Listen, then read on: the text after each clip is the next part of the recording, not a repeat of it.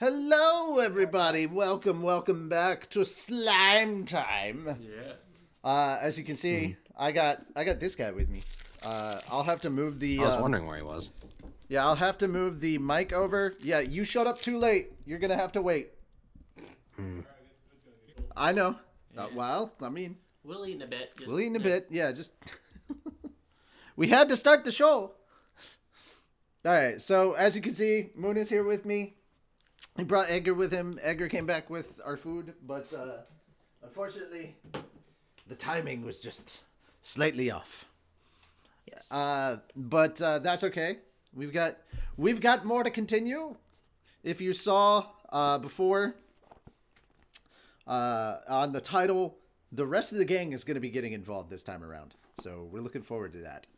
So, no preamble, no ado, no any of that. I love EC. Shit, my boy. Sorry. You have fans. What were you saying? You have fans. Yay. Yeah. Hey. EC was posted in the chat. He was like, shit, Yeah. my boy. Hello. All right. Anyway, It's good to see you too, EC. we're going to be jumping into this pretty quickly. No waiting until 8:15 this time. We're gonna get right into it. So, We got a lot. Yep. your first time live. Yes. Mm-hmm. You're gonna need to put the phone down for this next bit. Oh yes. Hold on. Gotta prep for it. Gotta prep. The prep. Senate must Yep. read today. All right. Ladies and gentlemen of the congregation, please I have open the your earbuds That's good. in, so I can. holy work on books this. of Rebrewism to page 293 of the physical volume. Yeah, that. That thing. And The thing if, with the mustache. if you you're know. reading on Kindle, Shim, tell them where to go. Let me see. You are about. Sorry, it's just. And if you're on Comixology, look for No, I really think it is, you know. So look for that. You should Comixology, be that's about- a new one. Or not Comixology. What is it? Comixology. Kindle and Comixology get they get Oh, crosswired. Bookwalker. Bookwalker. Yeah. Bookwalker. Look for that. Not I'm Comixology. currently not on my computer, so Ah, I can't really yes, tell you yes, about the Bookwalker number. So. Yeah, you don't know the Bookwalker number. Sorry, chat. We don't Actually, got a you being Bookwalker there- guy. It's probably easy for you to just use the book. That's what So we're gonna do. Yeah, that's what we're gonna do. yeah, that's great. You guys got to share today. All right, Shim, what is it? Sorry, it's loading. Oh, it's still It loading. is Oh, no. page 336, or Ah. about 75% of the book. Alrighty, well, guys, that's where we're starting off. And Shim, if you would take the lead and get us started. Okay. I think we left off on my first win in a while, right? Believe that's where we were. No, it's No, I really think it is. You know. Oh, okay, I see. Okay, hold Yeah, on, yeah. hold on. No, I think it really is, you know? Like, I get how much of a sore loser you are, Raphael, but that's a really petulant thing to say. Besides, you were still just the great sage back then. That was an aggressive ellipses. All the ellipses. You lost that debate, huh? My first win in a while. Not that there's a winner and a loser in this kind of argument, but still. Yes, perhaps you're right, Sir Rimuru, Benimar agreed, although he didn't seem to like it much, but Shion refused to accept it. No! There was no possible way you could be defeated! Well, there was, actually. History proves me right. Well, that history, anyway. We're on a different one now, but with someone like Shion trying to debate theoretical timelines is an exercise in futility. Giving up that fool's errand, I got us back on topic. Well, there's no point debating it now. The key takeaway here is that the Empire had a lot of strong dudes in it. They might still have a bunch left too, so we're all going to have to remain careful. And I appreciate your wish to keep me guarded, but I don't want you guys getting hurt because of it. The labyrinth seemed more safe or more than safe enough by this point. And when it came to the ground war, I thought the sooner we put that behind us, the better. That was why I said that, but my praising had a lot more power than I thought. Hold on.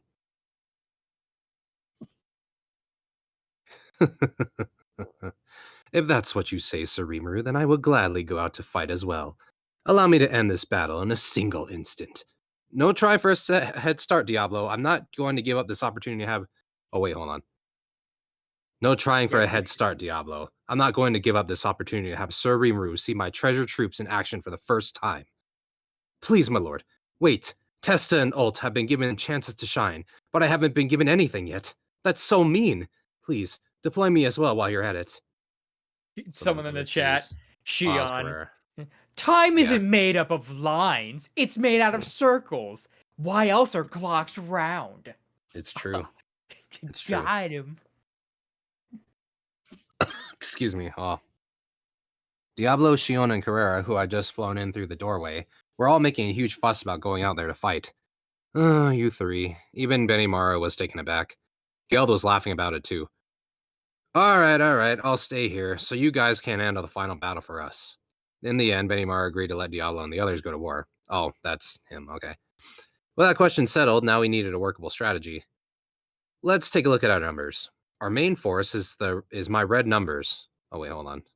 I think this is Benimaru? Yeah, okay. It could be either or. I'm not sure. Yeah, I think it's Benimaru. Let's take a look at our numbers. Our main force is my red numbers, totaling 30,000, along with 17,000 elites from Geld's yellow numbers and orange numbers.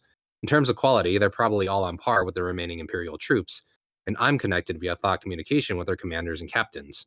They'll be there to take flexible tactical action out there, so if we restrict their zone of activity, that should let us fight evenly with them, or better. How many people are among your treasured troops, then? So, 47,000 in all?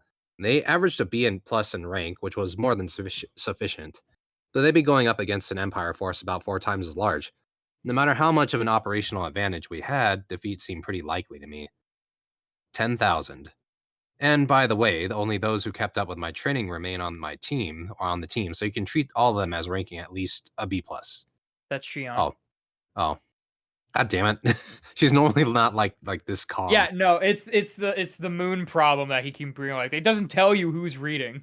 Well, I have to read ahead because it only tells you Yeah. like further down the list, and there's no like verbal tick for some of these people. Hey, thank 10,000 you for following Canadian Laughter. Thanks and welcome aboard. Hello. Also, sorry about this a second here. My volume is a little lower. Indeed. Let me see. The couple is bickering right there. Don't mind them. It's a little bit. And by the way, only those who kept up with my training remain on the team, so you can treat all of them as ranking at least a B+. That was Shion's elite guard, or her fan club as we usually called it. It was something of an enigma, an entity set apart from Team Reborn that was captained by Dagrel's sons. Apparently it was bigger than I thought. There's really that many of them? Like, man, it sure grew while I wasn't paying attention. I knew that Gobso was a member, but I could only imagine what kind of other clowns were in there. There are, Sir Rimuru. I've been secretly training them to serve as a worthy elite guard for you. They're your fan club, aren't they? Not mine, but whatever. The more reliable allies we have, the merrier. But even this leaves us at a dire numerical disadvantage, so I'll be expecting a lot out of all of my close officers here. First, we should confuse them with a large-scale skill, then strike them while they're open. They won't just sit back and watch, of course, assuming they advance upon us. The first question is who should tackle them first. Usually, Benimaru would have been taking that role as far as I knew. A wide-ranging attack like Hellflare would be perfect for the job. But unfortunately, Benimaru had to stay here and guard me, so who else then? Isn't this where I come in, my lord? Carrera asked. Yeah, she did seem qualified. I glanced at Benimaru. Our eyes met. He gave me a small nod, and with that, I decided to give Carrera her wish. I think I can. Right, Carrera. It's up to you. Use some of that flashy magic of yours to teach the Imperial Force a lesson they'll never forget. Absolutely, my lord. You can count on me. Oh, was Diablo about to say something? Sorry, Diablo. What were you saying? No. It was nothing of importance, but good for you, Carrera. Ooh, I'm so happy. I could almost see the sparks flying between Diablo and Carrera. Was he about to nominate himself or something? If so, then my apologies. But did Diablo have that kind of large-scale magic at his fingertips? Surely he had to. I guess being around me all the time like this was driving him to show off as much as possible. Now I felt just a little bad for him. Hopping out of my chair, I transformed from slime to human form and stood before Diablo, placing a hand on his shoulder. I tried to sound as persuasive as I could. Sorry about that, Diablo. You know, I was actually hoping... Hang on one second. Oh. Mm. Someone brought up an interesting point in chat. Guys, if you were coming over here from the manga, and you're like, where are you guys at? I want you guys to know that the latest manga chapter, as of what I read on Kodansha, which is the official source, the latest chapter that was released, because Slime manga is released monthly, ends around the end of volume 8 of the light novels. We're currently reading at the end of volume 13. So Yeah, we're quite a bit away. Quite a bit away. Well, so Mhm. I mean, we end welcome of you. is a strong word. We're 100. It's the last chapter. We're 100 pages but- away from the end. But Yeah, but like this is a long chapter. 75%, I would say, is kind of the end of. You know, if we're in the last quarter of the book, I'd say it's kind of the end. That'll give you. All right. So just to give you guys a heads up, that's where we're at. There are spoilers here, but hey, we're not telling you you can't listen or watch. It's all up to you. You want to look. I love you, crocodile! And I love you, random citizen. All right. Anyway, so guys, that's how things are going right now. It's kind of read it, stay and hang out. We will be silly and we And will be get spoiled. sidetracked. We will get sidetracked from the thing, but we're just letting it roll. Also, it's 1 minute after we usually get started, so we're already doing better than normal. We actually read words. Hooray. Wow. All right. Use your lightsaber. Wow. Wow. We're actually making good on time. I'll bring it over. One- Hold on. Let me- Mm. I wish I actually had my old one. I used to have one, but unfortunately it broke a while ago. Long time ago. Lightsaber. Hold up. A long time ago in a galaxy far, far away, but I won't bore you with the story. We A got this civilized movie. weapon for a civilized time. An elegant weapon for a more civilized era. An elegant weapon for an elegant time for an elegant something. For a more peaceful time, as the commandos. So elegant. Throws it onto the ground. Not meant for Anyway. wartime. Oh, there it is. Ooh, that's Wait a pretty cool. minute. How'd you get my Whoa, lightsaber? he's gonna kill us all. That's awesome. Oh, God. He's getting dangerously close to Moon. Oh wait, Oh, no. he's gonna- Oh, well, there goes your Oh, hand. You're officially a Star Wars character now, Moon. That's awesome. Yeah, You got you're your a skin chopped off. Skywalker. Hooray! Yeah, Oh wait, awesome. I'm left-handed. Fuck. Aw, well. I'm going to do it left-handed. If not, It's going to I'll do take quickly. me 3 hours to... Wait, Prepare- I'm left-handed. 4 hours! Nice. Yeah. Damn you, alright. Richie! But And yeah, your I just lightsaber. recently learned the Obi Annie, the behind the back kind of doing. That. Oh, yeah, where he twists it around. When Obi-Wan and Anakin were fighting and they did that unnecessary twirling stuff, To, like, really But it wind was up pretty their cool. necks. but like it looked Flash or really whatever. cool. Yeah, I learned to do Like, that. this is stupid. I mean, Flash is half the fight. The Okay. You gotta look cool while you're doing it. They're literally called light sabers, like as in flashes. My particular saber is I got the hilt from Jedi Fallen Order, so Cal Kestis' lightsaber. That's what I got. okay. Yeah. That's great. Nice. Sorry to interrupt. You guys were just talking That's lightsaber, okay. and I was like, let me go over Yeah, to no, this no. room real quick. Just casually help pulls me it out. feel the power of the force. Yeah, you just need the robe, actually. Then, you got the whole thing. Yep. You just need to give him your It robe. Just actually email it looks to kind of Richie. blue on here, but it's not. I a can blue actually blade. send him the Nah, Amazon yeah, link. it's white. It's not blue? I don't know. It looks No, blue to me. this is. It looks kind of actually- blue. Yeah. It does, but It's actually the silver shirt blade. that makes it look Yeah. blue. Yeah. Oh, okay. It's a silver blade. Still cool though. See how That's it pretty blends cool. in with the white background? Yeah, I see what Yeah. you're saying now. Okay. Yeah, That's it's pretty a- cool. When he holds it to his stump in front of him, it is a little blue because of Rimuru. I mean, hey, Rimuru does what Rimuru do. But yeah, that's a true. silver blade. So there you go. I mean, they could probably have lightsabers in this show if they wanted to. Yeah, it's not a slime stream if we don't get distracted by shenanigans, Rimuru. Always. Just a little bit, Ryuma. yeah. Especially Anyway. Star Wars. Windu saber or Yes. nothing, his hilt. Especially Star Wars. Oh yeah, thank you. Yes. All right. Sorry guys, go ahead and take over. Okay. Ford. Where were we? Hopping out of my chair, I transformed from slime to human form and stood before Diablo, placing a hand on his shoulder. I tried to sound as persuasive as I could. Sorry about that, Diablo. You know, I was actually hoping you might volunteer to kill off the enemy commander for me. Huh? Diablo's lips curled into a grin. He looked happy. Really happy. Great then. Like, there still might be unknown menaces in their army, right? It looks like the Krishna guy from before managed to resurrect himself, for example, but it ought to be easy for you to trace him. Given his stalkerish... What's that? Sometimes you have to wonder who's really the who's really the loyal dog. Is it Ranga or Diablo? Because they both. It's true though. They both have big puppy energy. Oh, sure. They do. Well, what about Shion? She kind of has that, but not as much. Not as much. I wouldn't say it's dog. It's more like rabid fangirl. Yeah, it's different. Fair. She doesn't have that dog in her. Diablo has that. Shion is what happens when you actually let the groupie into the group. Kinda, yeah. But the groupie is also extremely strong and kind of hot, so it's fine. No worries. How does Rimuru not have a copyright-friendly lightsaber yet? That's what I was saying. Is like they could do that. They could have some magical bullshit crystals. You know what's really funny? You can actually add sounds to this lightsaber blade. So if I wanted to, I could activate the lightsaber and have Rimuru say things, get Rimuru voice lines. Shwing. I'm not gonna do it, but that'd be really funny. Maybe you could. Oh, could you do like Great Sage like line? Like have it turn on like I don't know some sound effect from that maybe. That'd be kind of cool. You've come to the wrong house, you motherfucker. As it grows. No, you have you have it say that and then it turns on. No, I'll say it. I'll say it myself. Thing. I'm good. I'm good. Yeah. No, I like giving a pushing the stalker. Oh, sorry.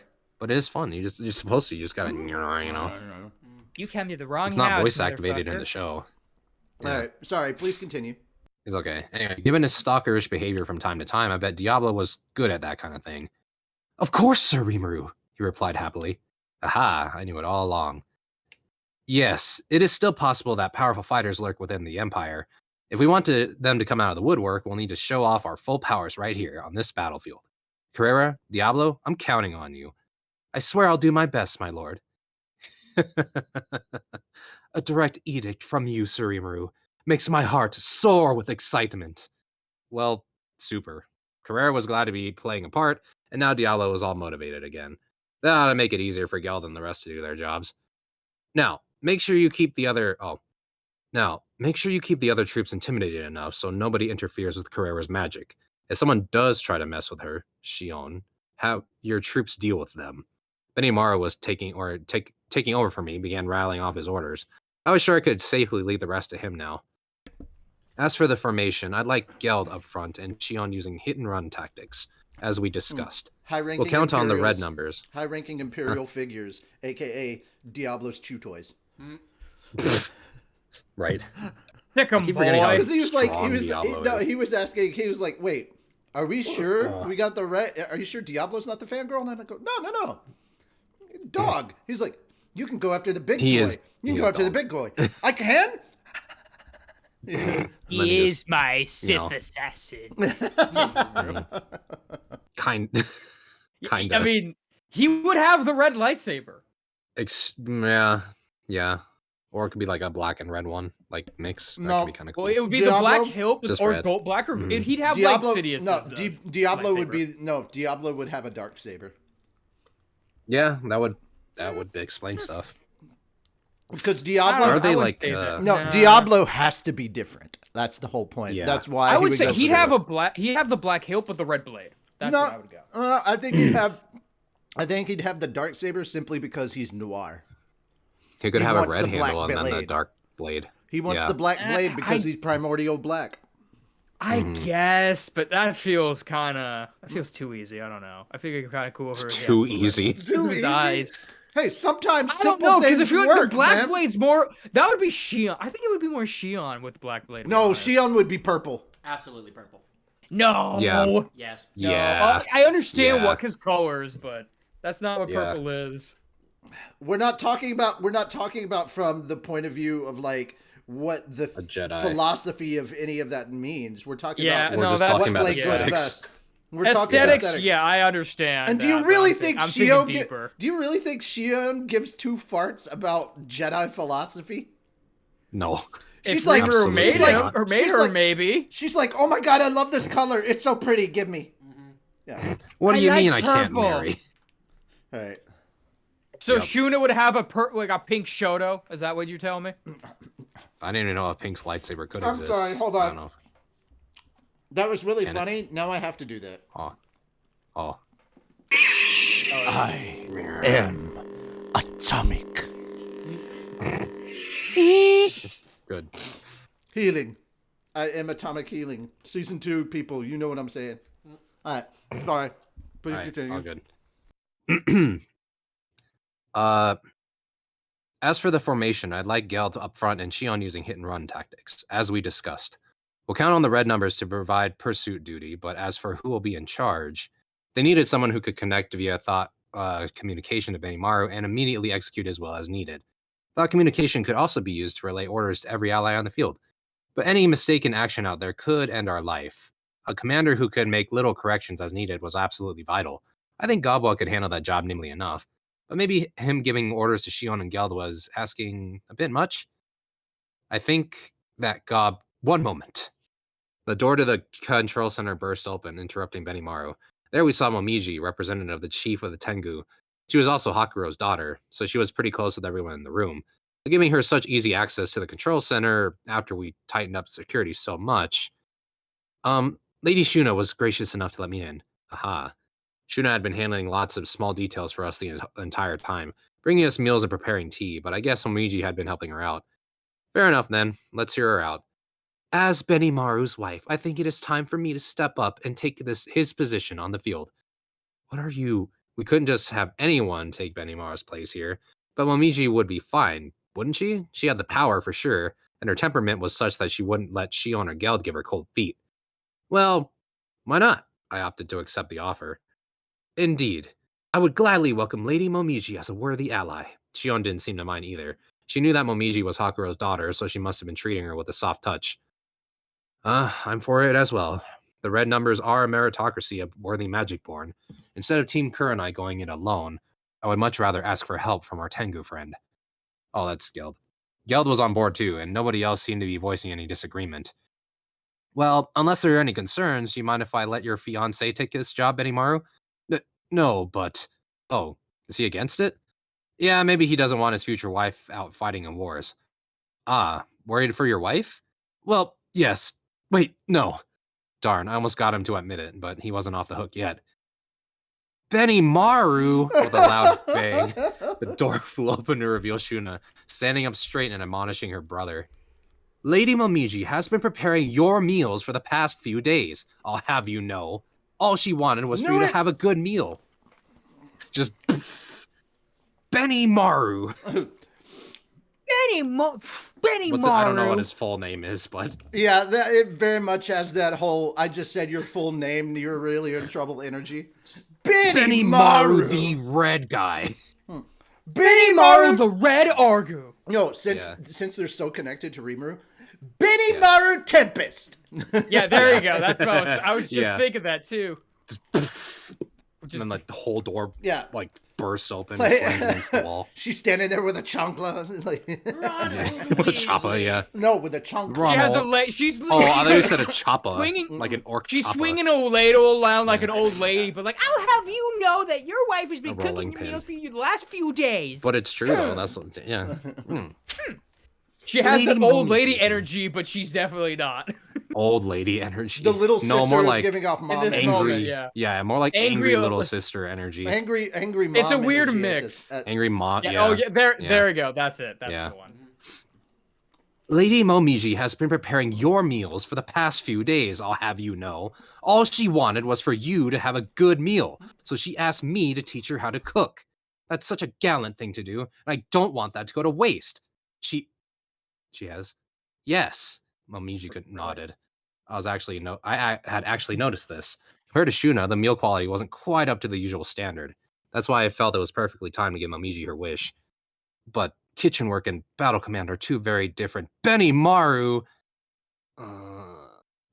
Betty. No, I think it's more of a Benimaru. Yeah, probably like, meh, yeah. Benimaru? Benimaru can't resist his little sister either, huh? Fine, This is... Mom. This is your fault for being so indecisive in the first place, you know. No wonder Lady Momiji is so anxious. If you're a man, you need to make it clear who you love already. Yes, he did. I was curious which one Benimaru would choose. I love Albus how or- this is like his kryptonite. He's like, but what?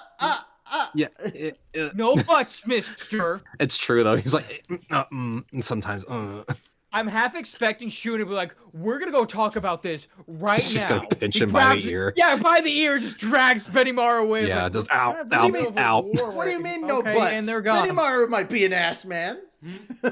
He's maybe No he must butts, be. mister. It was like, no, there's butts, all right. Shun is gonna spank him. What was that OVA episode? Hey, Yeah. butts. It was literally called Hey Butts. Yep. Yeah. Oh, good. Haha. Yeah, we are children. No, that's literally the name of an episode of Slime OVA. It is. Yeah, Good. it's a good officially podcast. the Yes. name. Is Hey Butts. Hey. It's a very cheeky What? episode. and- It is. It I is. have to look at Yeah. that. I have Yeah. to go find that. Look at that Literally, picture. I literally, don't they believe have you. literally they have the butt wrestling thing. Mm-hmm. Yeah. Oh, the Keijo thing? Oh, Yeah. Keijo. Oh, good. Keijo. Okay. Oh, God. They Good. don't call it. Okay, yeah. It's not actually know. called Keijo, but that's the anime. No, that Yeah. popularized it. it's like, yeah, Butt yeah. sumo or something? Because it starts No, out they as, call it, like- sumo wrestling, and then they Yeah. Yeah, and then they moved on to that because Yeah. the girls were gonna sumo, and Rimuru was like, no. Yeah. Well, it was partly that, but also they No, literally I- broke the damn stage that they were fighting on Mm-hmm. to where it was only a small circle left. It was Shuna versus Shion. Power. That was great. Hey, Power. butts. All right. Hmm. Yes, he Anyway. did. I was curious which one Benimaru would choose. Albus or Momiji, but then again, was now really the time for that? I honestly began to sympathize with him. If I were him, I probably wouldn't want this talked about in front of everyone either. No, Lady Shuna. Victory is something I must seize with my own hands. Now was Momiji making the emotional declarations. Yow. Now Albus had a huge disadvantage. Momiji was clearly doing a better job laying the groundwork. Was this battle over? But just then, you won't get away with this! Alvis, of all people, showed up, slipping right out from behind Shuna. I have just arrived now with reinforcements from Eurazania. I didn't ask for any, but I'd heard nothing about any. But in Alvis's hand was a letter from Milam. It contained a single sentence. Do your best! Who was it meant for? Pretty open-ended message there. But, hang on. How did Alvis get inside the labyrinth? Lady Milam provided the magic. You developed her for her, didn't you, Sir Rimuru? Oh, right. Milam had gotten telepathic permission from Ramirez to send military forces directly into the labyrinth, huh? That was a pretty reckless decision on Milam's part, but then anything was possible with her. So now we had a force of 20,000 led by Alvis, not just lycanthropes, but also a bunch of harpies, purportedly. A few choice representatives from the Beastmaster's Warrior Alliance were even along for the ride. Even Benimaru had to give this a resigned grin. As long as Milam's will was involved, there was absolutely no way we could send Alvis's troops back home. Besides, if I did, Momiji would never, ever give Benimaru a moment of peace. All right. Momiji, I'm giving you my force. Take care of it for me. With pleasure. She looked happy, and with that, the battle between the two women began. I hope you don't drag me down at all. What kind of talk is that, I was already picturing the sparks flying between them. Was this really okay? I was a little concerned about that. So, despite all the interruptions, we had a general idea of who we were going to deploy. I should know that Alvis's reinforcements were completely dependable fighters. We were still at a numerical disadvantage, but I think this gave us a lot more wiggle room. Geld would be in the front row, Momiji taking up the rear. The cavalry, so to speak, was on the wings. Shion on the right and Alvis on the left. This all but helped me relax a little, but we still had a battle to fight. Pulling myself together, I sent the orders for each division to head out. Shion and Geld, waiting for this moment all week, immediately sprang into action. Momiji followed suit, and suddenly the control center was busier than ever. On floor 95, currently serving as floor 100, there was a vast open space. Not enough of one for military training, but if we were just housing troops, it would suffice. And with that in mind, the members of Geld's 2nd Army Corps and Benimaru's 4th Corps were put on standby in and around floor 100. They'd be coming down in about an hour, so I decided to go out and give them a little morale boost. That, and they needed my teleportation magic to get them down here anyway. Sir Rimuru, do you have a moment? Soy whispered into my ear as I prepared to set off. What's up? I've just received word that signs of battles were detected in the direction of Blooming. Moss. After an investigation, we found that Lady Trainee is engaged in battle with someone. What? Come to think of it, I hadn't seen training for the past 10 or so days. She mentioned going out to greet someone, and she hadn't been back since. Was she fighting this whole time then? I'm sorry, Soe, but can you go and help her out a bit? Soe seemed to hesitate for a moment. Maybe you worried that this kept me too unguarded. Everyone really worries too damn much around here. They didn't have to be so touchy all the time, you know? Who it is. Yeah, I know. He's only their center of their universe. I feel like it would be the point, but like I know. Oh. I remembered who it was that Trainee is fighting right now, and I'm like, oh yeah, Oh. it's really funny when you find out. Oh, okay, cool. I was gonna say too. I feel like at this point it's like someone like needs. Who's gonna wipe your nose for you, my lord? And it's like I can wipe my own nose. I'll be fine. Rimuru But they doesn't love have a him. nose. Who's gonna wipe your nose? In human form, he does. Yeah. But we need to wipe it if it ever can come. If you ever need to. They're just trying to make We excuses. just make the to stay entire around it. Kleenex just wet. Just Nah, Rimuru's Krillin. He doesn't have a nose. yeah. Benimaru was still here, and if something came up, we could always tap the 10 dungeon marvels. I was a lot more worried about training than myself at the moment. After exchanging glances with Benimaru, Soe nodded. If Benimaru was here with me, Soe must have been willing to accept my orders. I was glad, but also a little irritated. Was he that concerned about me? No, not that concerned about you, Baka. Like, I know You need I was wiping your nose? Yeah, Baka. Like, I know I was killed once, according to Chloe, but I'm evolved now. I'm a demon lord. But that's the equivalent of I'm retiring in a week, isn't it? Still, there's no 2 point days being from anxious. Damn, he was Yep, 2 days from retirement. Yep. 5 days later, dead. Yeah, By the way, guys, we only have 90 pages left in the book. Good job. Let's keep going. yeah, no problem. Still, there was no point being all anxious. If something popped up, I was sure Raphael wouldn't let me know anyway. Very well. I will leave at once. Thanks. So he promptly disappeared. There's nothing what? Unfortunately, Raphael is just like, there is nothing that is a threat to you. Yep. Yeah. That we know of. That we know That of. we know of. That we know That we of. are currently aware of or can project. Yeah. So I Raphael's not promptly dumb enough to wave disappeared. that. Raphael's not dumb enough to wave that death flag. Yeah, I mean, that's true. Now It's I like can see science, you can Rimuru never on a know. hilltop Sure. just going, "Hey guys, there's nothing to worry about." In which case, you just, they're just I'm Take the invincible. Meanwhile, Take Great the Sage shot. is just Yep. double I face palm, can't. double face. Yeah. And he's doing the Oh my temple. God. He has to do the temple rub too. Oh, yeah. Yeah. Like everyone does like the face palm thing. Like the Yep. meme. Oh yeah. No, everyone just be like- "Bah, bah, Yeah. bah, bah, bah." Yep. like the Yep. Naked Gun. No. Yep. Yeah. Like everyone would be clapping, that- and then he dies, and everyone does the hand Yeah. face palm thing. The All right. collective. Yeah. Sorry, please continue. If Trini, okay, it's all good. If Trini had been fighting all this time, her opponent must have been about at her level. Once Soe joined in, I was sure victory would come soon after. It did bother me, and I'd have loved to know who she was fighting. But my hands were tied at the moment. I had to finish the fight in front of me first. 1 hour later, a massive number of Magicborn were crowded together on floor 100's vacant space. As soon as I showed up, everyone stood still and quieted down. It was a little scary, frankly, how under control they were. Morale was high, and motivation definitely wasn't a problem. Right. Soldiers, this one battle is all it will take to drive the Imperial Army out of our Federation. Our goal here is total victory, and I want every single one of you to come out alive and share the glory with us. That is all. Not to sound modest or whatever, but I really suck at speeches. It'd be nice if Raphael could write them and read them out for me, but that's the exact kind of time that it starts pretending not to hear me. I tried my best to convey my message in my own words, but and surprisingly, the Magicborn seemed to accept it. Yeah. From what do I heard your own later- Goddamn work. Don't rely Yeah, for on real. me. Don't use an AI to make your Literally- fucking morale It's speech. literally asking Chat GPT. GPT. Raphael to do something GPT. for- He'll get Raphael Raphael, GPT. give me a hype speech, please. It's like, no, this isn't helping you. This is you trying to exercise my abilities to give in to your laziness. Fuck off. To be fair, Could you if I was imagine, following though, if, somebody, like, all Rimuru did was just like, I need a speech.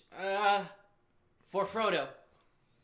for Frodo, for Salt And and everyone would scream for Frodo, and it's like They probably would. fucking- They wouldn't know who just Frodo drag, was, but they'd be just like, drag, yeah! just drag Shion on. Just drag Shion on. Hit that for titties. For titties. Yes! Everyone screams. And then like one voice Let's- is like, what Let's about be the ass honest. people? Let's be honest. Let's be. What about the ass? Then I turn her around. Yeah. I turn her around. Say, yeah, come here for a second. And then she bends over. The ass people. Like, For the ass, people. Everyone cheers even louder. For the Good. bottom bitches. I mean, she's got a bit of both. So I mean, Yeah. here's what it is. She's got. Always she's nice. got. I mean, have you seen Ass the and fight titties. between She got top her and and bottom. Girl who Clayman? can do both. Yeah, she's got a bit of both. Yeah. Always Oh nice. my goodness. Okay, so Huh. I just thought about like what was one of the speeches that he could give. He could give the speech that Shiro in No Game No Life gave at the chess match. He was like, what is the one thing that will always unite everybody? Cute. And he just Shuna, Shion. Yeah. Cute. And everyone's like, Do it for Everyone's those like, two. yeah, For that admiration. yeah. for the To be fair, that is very pretties. For the cute people. For the cute yeah. people. Richie, Yeah. Yay. Oh my god. you All right, keep sorry. pointing at me. It's all good. From what I heard later, it received praise from both the old guard and newer Magicborn in their army. Yeah! Sir Rimu's speech was amazing! I can die now. I've got no regrets left in life. You idiot, dying means you've been killed. They told me that this was a talk around the army later, but I wasn't aware at the time, so I just took all those silent rows of troops and teleported them to the ground floor. Well, things were pretty darn lonely down here again. Shion and Diablo were out fighting this time, so it was only Benimaru and me now. We can win, right? No problems there, no. I didn't see any movements from the Imperial soldiers, but there's a flurry of activity among the leadership, it looks like. That straggler Krishna must have reported on events in the labyrinth. If I were them, and he told me he was the only survivor, I'd be out of there in a hurry. Well, I wouldn't put us in this situation in the first place, but you understand what I mean. His classic fearless smile was on his face. I had to agree with him. Being out of contact with my people gets me nervous enough as it is, so I probably wouldn't let it happen unless we came up with some countermeasures. To be honest, I wasn't expecting this plan of ours to be nearly as successful as it turned out to be. No matter what it is, it never pays to be greedy, huh? Indeed, war and looting go hand in hand, but it's forbidden in our military at least. Excellent. In war, the side to lose their composure first usually loses. But once your desires get stoked a little bit, it's easy to get too heated up. We took advantage of that habit in this campaign and it worked scarily well. It's a good lesson for us too. Better not fall in the same trap they did. We were on our way back to the control center discussing this when a possibility occurred to me. Hey, you and I are the only ones here, right? Yes. Well, if there happened to be any enemies still hiding in the labyrinth, they'd never let an opportunity like this go to waste, would they? What do you think of that?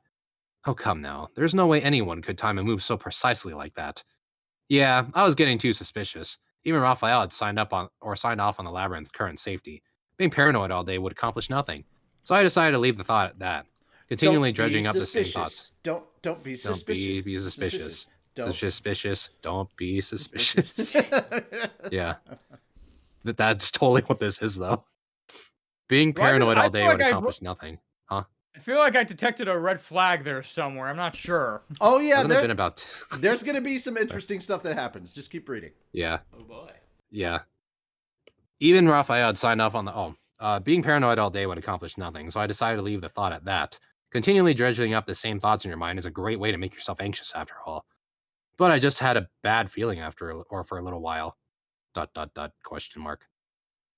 Like it's not that I doubt Raphael. I just couldn't help but wonder if it overlooked something.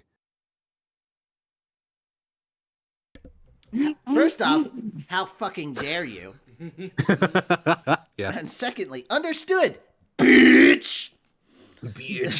All potentially suspicious subjects have been identified. Yeah, that I trust in, but what if it's someone I know really well? Like Ellen's gang, for example. I trust all of them, so if they ever betrayed me, I'd suffer a whole lot for it. But these were still... Ellen is a fucking deer? How dare you? How dare you? She's a nice lady. Sweetheart. She is an absolute sweetheart, and she would do nothing to harm you. Why was she like the first person to harm you or this town? And we all know why, because this is the sugar capital of the world, and we have her by the taste buds. Not to mention, we also have the weed princess here.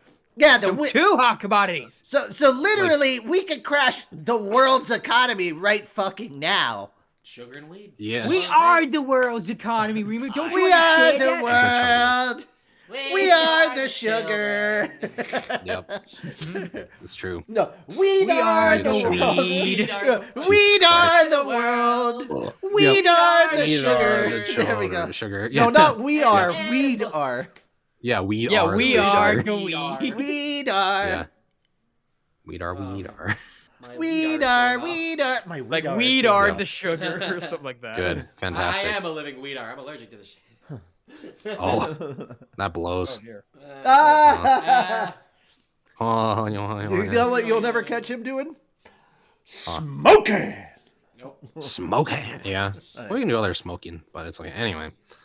Yeah, that I trust him. What if it's someone I know really well, like Ellen's gang, for example? I trust all of them, so if they ever betrayed me, I'd suffer a whole lot for it. But these were still all just what ifs. There was absolutely no reason for Ellen and her friends to turn traitor. We built up a lot of trust in each other by then. I could firmly say that they were perfectly fine. But how could we assume that the same's true for everyone else, too? ...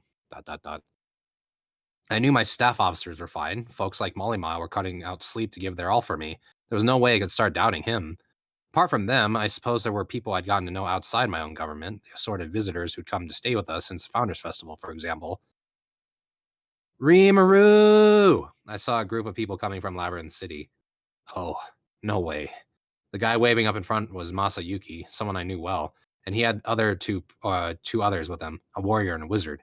Jinrai and Bernie, right? I think those were their names. Those two still kind of held a grudge against me, so we hadn't talked much. I sincerely doubt it, but you don't think Masayuki might start targeting me, do you? Oh no. That's really worrying too much, I would say. Yeah, Benimara dismissed the concern. I sure didn't want to start suspecting Miss Masayuki. And by the way, hadn't Ghidorah mentioned that Masayuki was a spitting image of Emperor Ludor or something? Nah, it had to be just a goofy coincidence. Understood. After careful examination of the Empire's history and other assorted elements, the chances of the subject Masayuki and Emperor Ludora being the same person are 0%. Right. Of course. Feeling a bit relieved, I called out to the guy. Hey, Masayuki, what's something up? Something up? Kind of a lot, man. You naming me an army leader out of nowhere has given me a ton of trouble. Even the vampires were asking me if they could temporarily join in. I don't even know what to do with them. And there's just been a huge amount of activity down here, you know? Everyone in the city is starting to ask what's going on. Having so many volunteers at once, Masayuki explained, made it hard to deal with them in any organized fashion. And us sending out an army like I just did must have made all those volunteers clamor for some action of their own. I didn't think he was exaggerating at all. The disheartened look on his face told me that much. Plus, if Masayuki was trying to trick me, Raphael would have warned me about it long ago, so nah, no point doubting him. Well, most of the volunteers are still staying in towns they live in, right? Yes, but the city of Rimuru, formerly on the surface, was now evacuated to the dungeon's provisionary floor 101. The sun and stars were as visible as always down there, so a lot of people were surprisingly oblivious to current events. The war was already underway, but some citizens must have thought we were still in a standoff at some distant vista. The 20,000 members of the volunteer army were entrusted with maintaining security in the city during this state of emergency, but thanks to the pervading calm across floor 101, they didn't have much to do. Masayuki himself, however, was still real busy, it looked like. His main problem at the Labyrinth had to do with the researchers living in Labyrinth City. They were primarily meant to be office staff, but most of the people Luminous sent were calamity-grade threats in a fight. Overcomers was the term from them, apparently, but they all had a lot of free time on their hands. Many had come to directly speak with Masayuki to see if they could get a little action in this war, like it was some kind of fun carnival. Bacchus, sent in from the Crusaders, and Jiwoo, one of Masayuki's old party companions, were currently soothing over them, and he said, but they couldn't keep them under control forever. So he was begging me to do something about it. Maybe, the paranoid part of my mind told me, they were trying to instigate Masayuki into starting some big commotion so they could come after me. It was possible, but if so, I really thought they would have taken action earlier. That possibility didn't seem too likely either. I really am thinking too much. Whew, deep breath. That sure does sound rough. Yeah, doesn't it? So please, lend us a hand here. Don't worry, this war's gonna be over real soon, so just keep giving him the runaround until then, okay? No, you can't just make it sound easy like that, Rimuru. Masayuki kept complaining, a hangdog look on his face, but nobody should underestimate my ability to ignore serious problems tossed in my lap. This sounded like a lot of trouble, and I just didn't have the time to get involved. All this paranoid doubting had me tired out, and I really wanted to get back to my control center. Then Shuna could pour me some tea, maybe prepare a slice of delicious cake, and all would be well. You're trying to run from me, aren't you, Rimuru? Don't me. Okay, maybe this was a pointless argument, but I was demonstrating a masterclass on giving people the runaround. Masayuki should really learn from this so he can reach my own lofty heights. That was what I was hoping for, and that was why I was currently shoving him away from me. If that's your only business, I need to get back, all right? You're positive the war is going to end soon? I'm hoping to wrap it up today, actually. Well, we haven't done anything, so it hardly even seems real at all, but now you're really fighting? I could emphasize with that. That's kind of my ideal, not letting the general public know at all. Pretty much, yeah, so take it easy, okay? With a grin, I did my best to convince Masayuki to see things my way. That ought to solve the problem. Now to duck back inside and enjoy some strawberry shortcake. Whoa. Wait a second. Masayuki is looking out for you, so I've been holding back, but we haven't given up on defeating you, all right? And now you're forgetting all about that and trying to take advantage of him? What kind of a joke is this? Just when I thought the problem was solved, a new one rose. Jinrai, a man I assumed was just along for the ride with Masayuki, chose this moment to pipe up. Ah, come on, that was just a misunderstanding. Take advantage of you. There's no need to make it sound so disgraceful. I attempted to make excuses but wasn't doing a good job at it. I was trying to take advantage of him after all, but then I received some unexpected backup. Jinrai, that's out of order. Rimuru's working so hard for everyone in the town right now. Now Masayuki was trying to appease Jinrai. Thanks, man. I'll let you have some cake later. So as I flashed him a grateful smile, Jinrai immediately stopped complaining. I'm sure he wasn't happy about it, but at least he was tolerant enough to bottle it up. He was a lot more mature than his face suggested. So that was the end of it. Or so I thought. But life's never that easy. No, Jinrai's right, Masayuki. Heroes and demon lords are fated to clash with each other, so quit holding back forever, and let's just take this guy down as soon as we can. Bernie, usually observing from I should have given the Bernie voice. Usually observing from a step behind, chose this moment to get all worked up. I believe it is time to go to war. Which is not something blood. Which is Heroes not and demon something lords. that Bernie Sanders would say. No. I'm once again asking for your support to go to war. I am once again asking for your ass-kicking support. Yes. I'm once again letting you use my abilities to reap. Shit, I lost it. Souls. Reap souls. There we go. Reap souls. Oh shit. In order to fund my next campaign, I need your soul. Yes. I need plenty of souls. So Lots cough of it up. souls. Yeah. And to motivate We will you, I've redistribute brought the in souls our fan accordingly. favorite. Everyone will love. I Sean, brought in can you my come own here for a soul. second? God damn it. Sean and Shuna. Do it for them. Yeah. Do it for the anime titties, because that's where the plot is, and we all know it. Wait, why is Shuna there then? But I cannot forget our brothers and sisters in the ass community. Of course. So there will be butts. Yeah. Then you got someone in the back. All right, sorry, let's continue. That's okay. Bernie, usually observing from a step behind, chose this moment to get all worked up. With a sigh, I pondered how I'd calm him down. If you won't do it, Bernie continued as he began casting a spell, then I will. Cut me a break, I thought. Then things got serious. Holy field! You're kidding me! I almost caught myself yelling. That spell was extremely tough to handle, much less solo. I knew Bernie was an otherworlder and probably decent at magic, but I didn't think he held sway over that kind of advanced holy stuff. Like, was he even serious? Murderous intent detected. The subject, Bernie, is an enemy. Then I finally realized what was going on. I thought it was impossible, but I kept trying to believe I was worrying too much about it. But the enemy was right here in front of me the whole time. Then someone moved even faster than I did. There was a clear, high-pitched ting!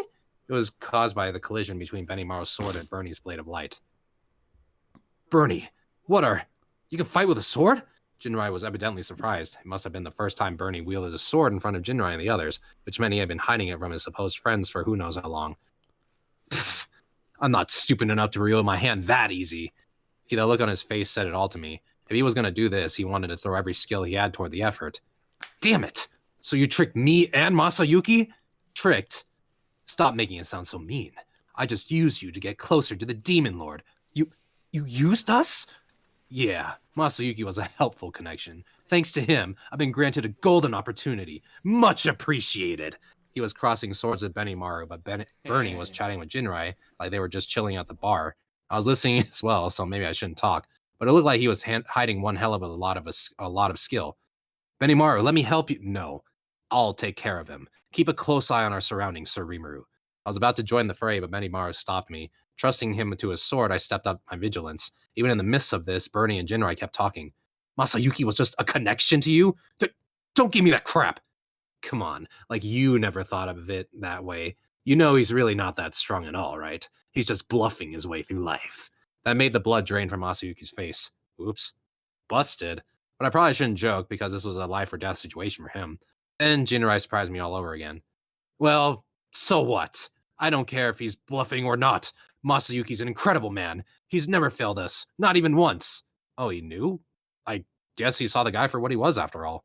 A bluffer, yeah, but definitely a lot more than that. I should probably rethink my opinion of Jinrai, although Masayuki was giving him a hurt puppy dog look now. Bernie, it seemed, wasn't a fan of his reaction. Psst! So you knew and you still stuck with him? And you actually respect this total loser? Don't make me laugh. Yeah, don't make me laugh. Good. The irritation was glaring in his raised voice, but I was the really annoyed one here. What's so bad about bluffing? I'm bluffing my way through my life, too. Rimuru. Well, aren't I? I used to be an anonymous face of the office. I wasn't living in some world full of heroes and demon lords, but I still try my best every day because I had no other choice. I wouldn't want oblivious idiots like you to laugh at me about it. Masayuki silently nodded. You. Jinrai glanced at me. Even he was looking a little confused now. I kept going. I mean, isn't it obvious? If I don't keep telling myself what I'm doing is right, I'd never be able to be king of this realm or whatever. Fired up from the shouting, I walked over to Masayuki's side, slowly, so I didn't alarm Bernie while he was crossing swords with Benimaru. Everybody's doing their best just to keep living, you know? That's why I'm doing what I can to create a world where we can all live happily together. Masayuki's done a lot to help out with that. He's done so much for me, and I'm not going to sit here and allow you to make fun of him. I stood in front of Masayuki as I admonished Bernie. Hearing that, Jinrai deeply nodded. So did Masayuki. Bernie, were you planning to use me like this from the beginning? He spoke directly to Bernie, his past panic now vanished without a trace. That's what I said, didn't I? Bernie replied, keeping his distance from Benimaru, who in turn was in front of me, sizing him up. Under the effects of Holy Field, Benimaru wasn't able to tap his full powers, so instead of trying to finish Bernie off in one fell swoop, he was taking more of a wait-and-see approach. Did Yuki order you to... Huh? Oh, right. Huh. Well, I could explain all that to you. What's in it for me? He was still lording it over us, but at least he was still talking. Maybe with the Holy Field in place, he had no doubts about his superior position. Negative. He has some sort of aim in mind. Data confirmed. There is another subject who is a member of Masayuki's party. After searching for data on this subject, her presence was not found in the labyrinth. However, there is no record of her ever leaving it. This is... Raphael was spitting out data with frightening speed. Judging by how it wasn't bothering to organize any of it for me in advance, I must have thought this was a pretty major emergency. If I recall, there was one more member of Masayuki's gang, Jiwoo. She was hoping Bacchus smooth things over with the overcomers. Confirmed. A mass murder has occurred in the laboratory on floor 100. The subject Bacchus and several overcomers have been slaughtered. Their souls have been put in protective custody as an emergency measure. That's serious news. I wouldn't know about Bacchus, but each overcomer down there was supposed to be an over-A monster. It was really hard to believe she could kill so many of them in a tiny sliver of time she had left Masayuki's side. Defeating an overcomer taking pains to defend himself was an extremely difficult task for anyone. They had ultra-speed regeneration and an artist's palette of other special skills. Benimaru's firepower or Zejian's incredible evolution, I could see it, but no way any of the other dungeon marvels, Kumar included, could pull that off. And that wasn't the only issue. We weren't receiving any response from Jiwo at that moment. That couldn't be ignored. I mean, Raphael was keeping tabs on every single thing going on in the labyrinth, wasn't he? If we couldn't find her inside the labyrinth, that meant Jiwo was... Mr. Tempest. That voice reached my mind a split second before the thought communication came along. The next moment, I used Mind Accelerate to slow down time for me. Did I respond first, or was it Raphael? Either way, it wound up saving my life. Die! A black flash of light closed in on my chest. Someone, probably Jiwoo, had taken a shot at me from what seemed to be a perfectly concealed hiding space. I had fallen on the spot and rolled away. Mr. Tempest line? That was actually Chloe. Yeah. Oh. Mr. Tempest! Oh, okay. Yeah. Oh, I see. Yeah. Someone, probably Jiwoo, had taken a shot at me from what seemed to be a perfectly concealed hiding space. I had fallen on the spot and rolled away, putting aside all dignity on royal personage. that helped me escape that deadly blade. It was all thanks to that one warning, one issue by Chloe, the little girl who was wearing a mask. She was back to her old habits with that Mr. Tempest stuff. There was no time to poke fun at her about it. Really, this was a bad situation. I had been doing my best to keep a watchful eye on the surroundings, and Raphael was staying vigilant as well. If she had managed to get through that security net, there could have been only one way. The assassin must have had an ultimate skill too. I'd finally got my eyes on the assassin just now, and it was definitely Jiwoo. Her face was expressionless as always, but the atmosphere she presented was a total 180 from before. She was cold and sharpened. It wasn't an exaggeration to call her a whole nother person. What a surprise. You've been tailing me in secret, Jiwoo said to Chloe. Her assassination attempt had failed, but Jiwoo wasn't upset about it. She pointed the black blade extending from the pendant in her hand at Chloe. If you're all going to... Well, hold on. If you're all going to fight out in the open like this, of course we're going to notice. You're a talented little girl, aren't you? I don't need you telling me that. I'm not a little girl. Okay. With that, Chloe transformed... Oh, sorry, go ahead. That's your stopping point. Gotcha.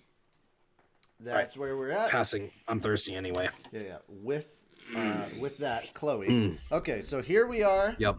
Moon is taking over now. Oh. All right. Yep. Hopefully this all sounds good. With that, Chloe transformed into an adult woman. She took out Moonlight, Hi, I'm here. Moonlight, the god-class rapier, and focused it straight at I didn't know you were in this book. Yeah, it's kind of weird. They turned it into a sword for whatever reason. Reincarnated A sword? Reincarnated sword. Yeah. Oh, that doesn't look good for me then. It's just And you are in the hands of a little girl, so it makes even better sense. Yeah, that's not funny. Don't worry, you're she sword dad. looks adult right You're now. sword dad. I'm kind of okay with that. Sword but, dad. Don't worry, she's cute, she's not lewd. Guys, Hey. sword dad, not to be confused with sword daddy. Yes. There's a difference. Big difference. Very Well, big it's a small difference. difference. Oh, yeah. A small difference. It's not that big of a A difference. technicality, if you would. Yeah. Now we were graced with the presence of Chloe, the hero, in all her masked glory. Psh. Wait, who is this? Psh. We Bernie. had the perfect chance served up, and you just had to ruin it. Way to blow everything, Jiwoo. Bernie clicked his tongue at Jiwoo. I'm sorry, she calmly replied. I was trying to make sure nobody interfered with us, but I didn't realize there was this ambush going on. The two are definitely acquainted. They must both be assassins, quite skilled ones, sent by someone who wanted me dead. Both an even match for each other, too, which meant Bernie might very well have an ultimate skill of his own. He glared at Benimaru as Jiwoo and Chloe raised their swords against each other. I was standing in front of Masayuki and Jinrai, protecting them as I saw what unfolded. Oh, who is this? Oh, sweetie. Jiwoo? Question mark? Well, no helping it Oh, now. no, sorry. That's Jiwoo and him. Okay. So it's him first, then her. Well, no helping it now. If we've blown our cover, there's no reason to hide our full abilities either. I agree with you on that. We need to rub these enemies out as soon as we can. Bernie and Jiwoo focused their strength into the pendants that were the sources of their weapons. They reacted by shining even brighter than before. It looked familiar to me. Ah, so you're both Imperial Guardians? I said. Once he was fully equipped, Bernie nodded his assent, rolling his eyes as he did. Guess you've already started fighting my compatriots, huh? But you better not shuffle me in with the other Imperial Knights. He wasn't kidding either. In fact, he seemed to be hiding some pretty extraordinary abilities. Enough chit-chat! Let's just kill them already. No, that's Jiwoo. Enough chit-chat. Let's just kill them already. Jiwoo had a unique set of armor on as well. Its design was similar to what I saw before, but this set was jet black, with a sheen like lonely stars floating in the darkness. Legend-class armor, I assumed, and probably just a hair's width away from God-class. Bernie had the same gear. His armor was yellow in hue, but performance-wise, it was on par with Jiwoo, and I was sure the skills of the wearers were similar to the specs of their armor. Jiwoo, you feel that way about me too? The forlorn... No, wait. No, that's Masayuki, son of a... Put the name Sorry. Everyone's for Bernie. Yeah. He's Bernie, I'm Everyone's Bernie. got Bernie-itis right now. Bernie Maru. Jiwoo, you feel that way about me too? Whoa. The forlorn question was the forlorn question from Masayuki was greeted with a cold stare. Of course! I only protected you because that was my mission, Jiru replied. It was a frank, direct statement. Nothing more to it than that. And if I could recognize it as such, I couldn't imagine how much it hurt Masayuki. I really wanted to offer him some condolences, but now wasn't the time. Benimaru, watch out! She's super strong. I'm positive she's hiding an ultimate skill. An ultimate? You mean beyond a unique? Will it take more than hard work and perseverance for me to survive then? Why does that sound like he's like doing his own exit off of an episode? Or like he's like kind of like He's goofy in about an it, like, anime. Oh, no, am he's I gonna become have to self-aware. actually? Becomes self-aware. Am I gonna have to exert effort here? Like he hasn't had to before. Maybe. Yeah, Will it honestly. take more than fun fantasy slice of life to get this over with? Stay Yeah. tuned for the next episode to find out. That's the end of the stream, everybody. Good night, everybody. Yeah. Full Metal honest- Alchemist. Full Metal Alchemist. No. Sorry. October 3rd has already passed. Shut up. Yeah, I know. My bad. Yeah, honestly, I don't think you can win. Goodness, if you put it that way, Sir Rimuru, it's all the more depressing. That was my pure, impartial evaluation, but Benimaru just gave me a wry grin. He still seemed pretty chill about this. Maybe he had some ideas of his own. Ultimate skills could only be defended with other ultimate skills. That was the absolute law of it, and I didn't think there was a way to get around that. But then again, this was the labyrinth. Even if worst came to worst, neither of us was going to die, so I decided to let Benimaru handle his own affairs. The same applied to Chloe. I mean, she's basically the most powerful hero in the world. She totally overwhelmed Veldora even, and that was without an ultimate skill. Admittedly, that was more the out-of-control Corona than Chloe, but either way, she's got tremendous skill in a fight. Plus, now she does have an ultimate skill, Yogg-Sothoth. Cronoa, not Corona. She's not a virus. Corona. Shit. Oh. Cronoa. Or a beer. Cerveza. Noah. I mean, or It's más cerveza. Cerveza. whatever that. How would you describe that kid from Soul Eater? Which kid? Maka? Corona. Oh, the one with the pink hair? Yeah. Yeah. They. Yeah, I think they were a they. They. Who knows? Yeah. I think it's they. I think they're non-binary. How would you describe them? Messed up. Yes. Well, yeah, the stand they have is a little How would you interesting. describe them? Trauma. know what's in their pants. Doom. Yeah. Plus, now she does have an ultimate skill, Yogg-Sothoth, Lord of Time. I really didn't see her losing to Jiwoo. If there was any concern, it was over whether she could actually control Yogg-Sothoth, I suppose. So, just for extra insurance, I sent an order over to Raphael. What's in your pants? My lower half. Raphael, I want to order life insurance. Okay, I know a lizard that can sell you a really good deal.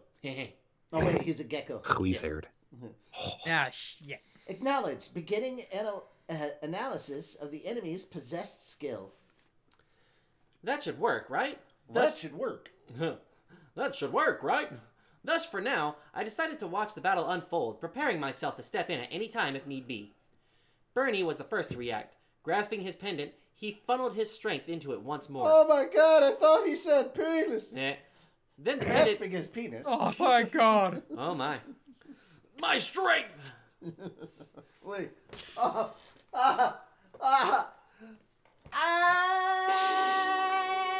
That was a very God, Tom the and kid is Jerry like great. scream.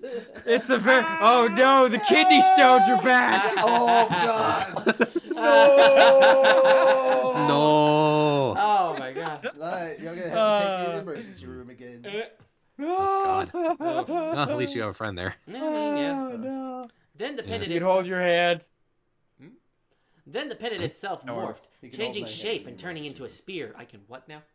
That's what he was saying. He was like, do what? Because he said he could hold your hand. He was saying you could hold my hand. He's in the passing a emergency room. kidney stone, not giving a baby.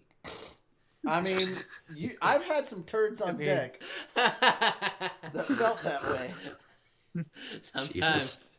It's like, Coming from the same area, man. I'm just saying. it's like squeezing a pear through a garden hose. Oh my god, this next That's a sentence. terrible mental image.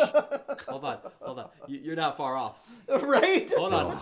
I've never shown you this before, but spear combat's actually my specialty. Let me give you a little show before you die. What is he talking about? What kind of spear? Yeah, y'all remember the lusty Spirit. Argonian maid. It's ponous. Spirit. Yeah. After Which contemptuously... is what you're gonna be after. Yeah. Go ahead. I want to be Bernie Sanders when I grow up. After contemptuously Yeah. declaring that to us all, he dropped down low and readied himself for combat. Then, without any spell casting, he invoked some magic on his spear. Wait, so he got low? Got low? Got low? Got low? Got low? Oh, okay. Yep. Different How places. low can you go? To the wall. Till the straps drop drop down down my my balls. Down my balls. balls. Come on, Till all ball. these females crawl. Alright, sorry. Then, without any spell casting, I already read that out. This was Yeah. Thunder Rain, a lightning type magic, a ranged attack essentially, but all its energy was focused entirely on that spear. Pretty neat move for Rain sure. magic, you say. Go on, skeet, skeet, motherfucker. Go on, skeet, skeet. God damn. Sorry. Oh, damn. Pretty neat move for sure, but not as much of a threat as I was imagining. Benimaru fought back, infusing dark flame into his own blade.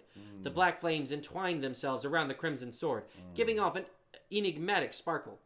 Another fine move, one that put him so high among the monster hierarchy that his command ability seemed like just a nice bonus in comparison. Then they both acted simultaneously.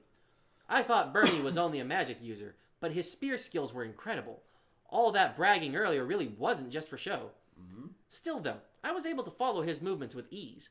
What bothered me, though, was that that predict future attack still hadn't activated for me, which meant... Negative. No. You make me read it, and this is terrible. Okay. I mean... Report. The subject Bernie's skill is preventing any interference. Like, do you want me to read them? No. Okay. Go fuck up. No. No. Mine. Too bad. My line. Don't complain, bitch. I'll complain anytime I want. I am Raphael. Get out of my house, Carmen. I am Raphael, Lord of complaining. Do you know how many of strays complaining. he's brought here? Monarch of moaning. Look, it can't be that It's like many. Richie is like a senile It's Raphael. not like he named an entire village of goblins. I mean, yeah, but that wasn't nearly as bad as the 150,000 orcs. The way Yeah. you're sitting, it makes me sound like Raphael as the therapist. What? All right, Tell Raphael. me about your childhood. No. All right, now, Raphael. Tell me, when Okay, he so- named the dragon, how did you feel? I mean, pretty all right. I wasn't worried. It was just one damn dragon, and all they did was give him like an extra name. He was already named. I see. And this name didn't come with using Right. my skills and abilities to level him up. He was already a true dragon. There was no higher ceiling. I see. So, would you say your problem is that other people are using your skills? My problem is that the master I'm supposed to be serving is using my motherfucking energy. I see. But isn't your You have to write. energy Was it- limitless? I'm gonna stab you. How? You don't have a physical presence. Oh, don't worry. Let's talk about you. I'll find a way. Life finds a way. Well, I'll I use should- Rimuru. I guess. I'll borrow Rimuru's body real Wouldn't be quick. the They first- don't have a physical presence. Wouldn't be the first time I borrowed Yeah. Reamer's body to take a night out. Shit. He thinks he needs Yeah. sleep. He doesn't. I I thought just so. told be him nice. that. The amount of elf children I have made while he was sleeping. Whoa. He So doesn't that's why the realize how many population's growing. STDs you would have gotten. You know what the funny thing is? Reamer still thinks he's a virgin. Oh. Damn. Wow. He may not know it, Well. but he's been in so many different spaces. Uh-huh.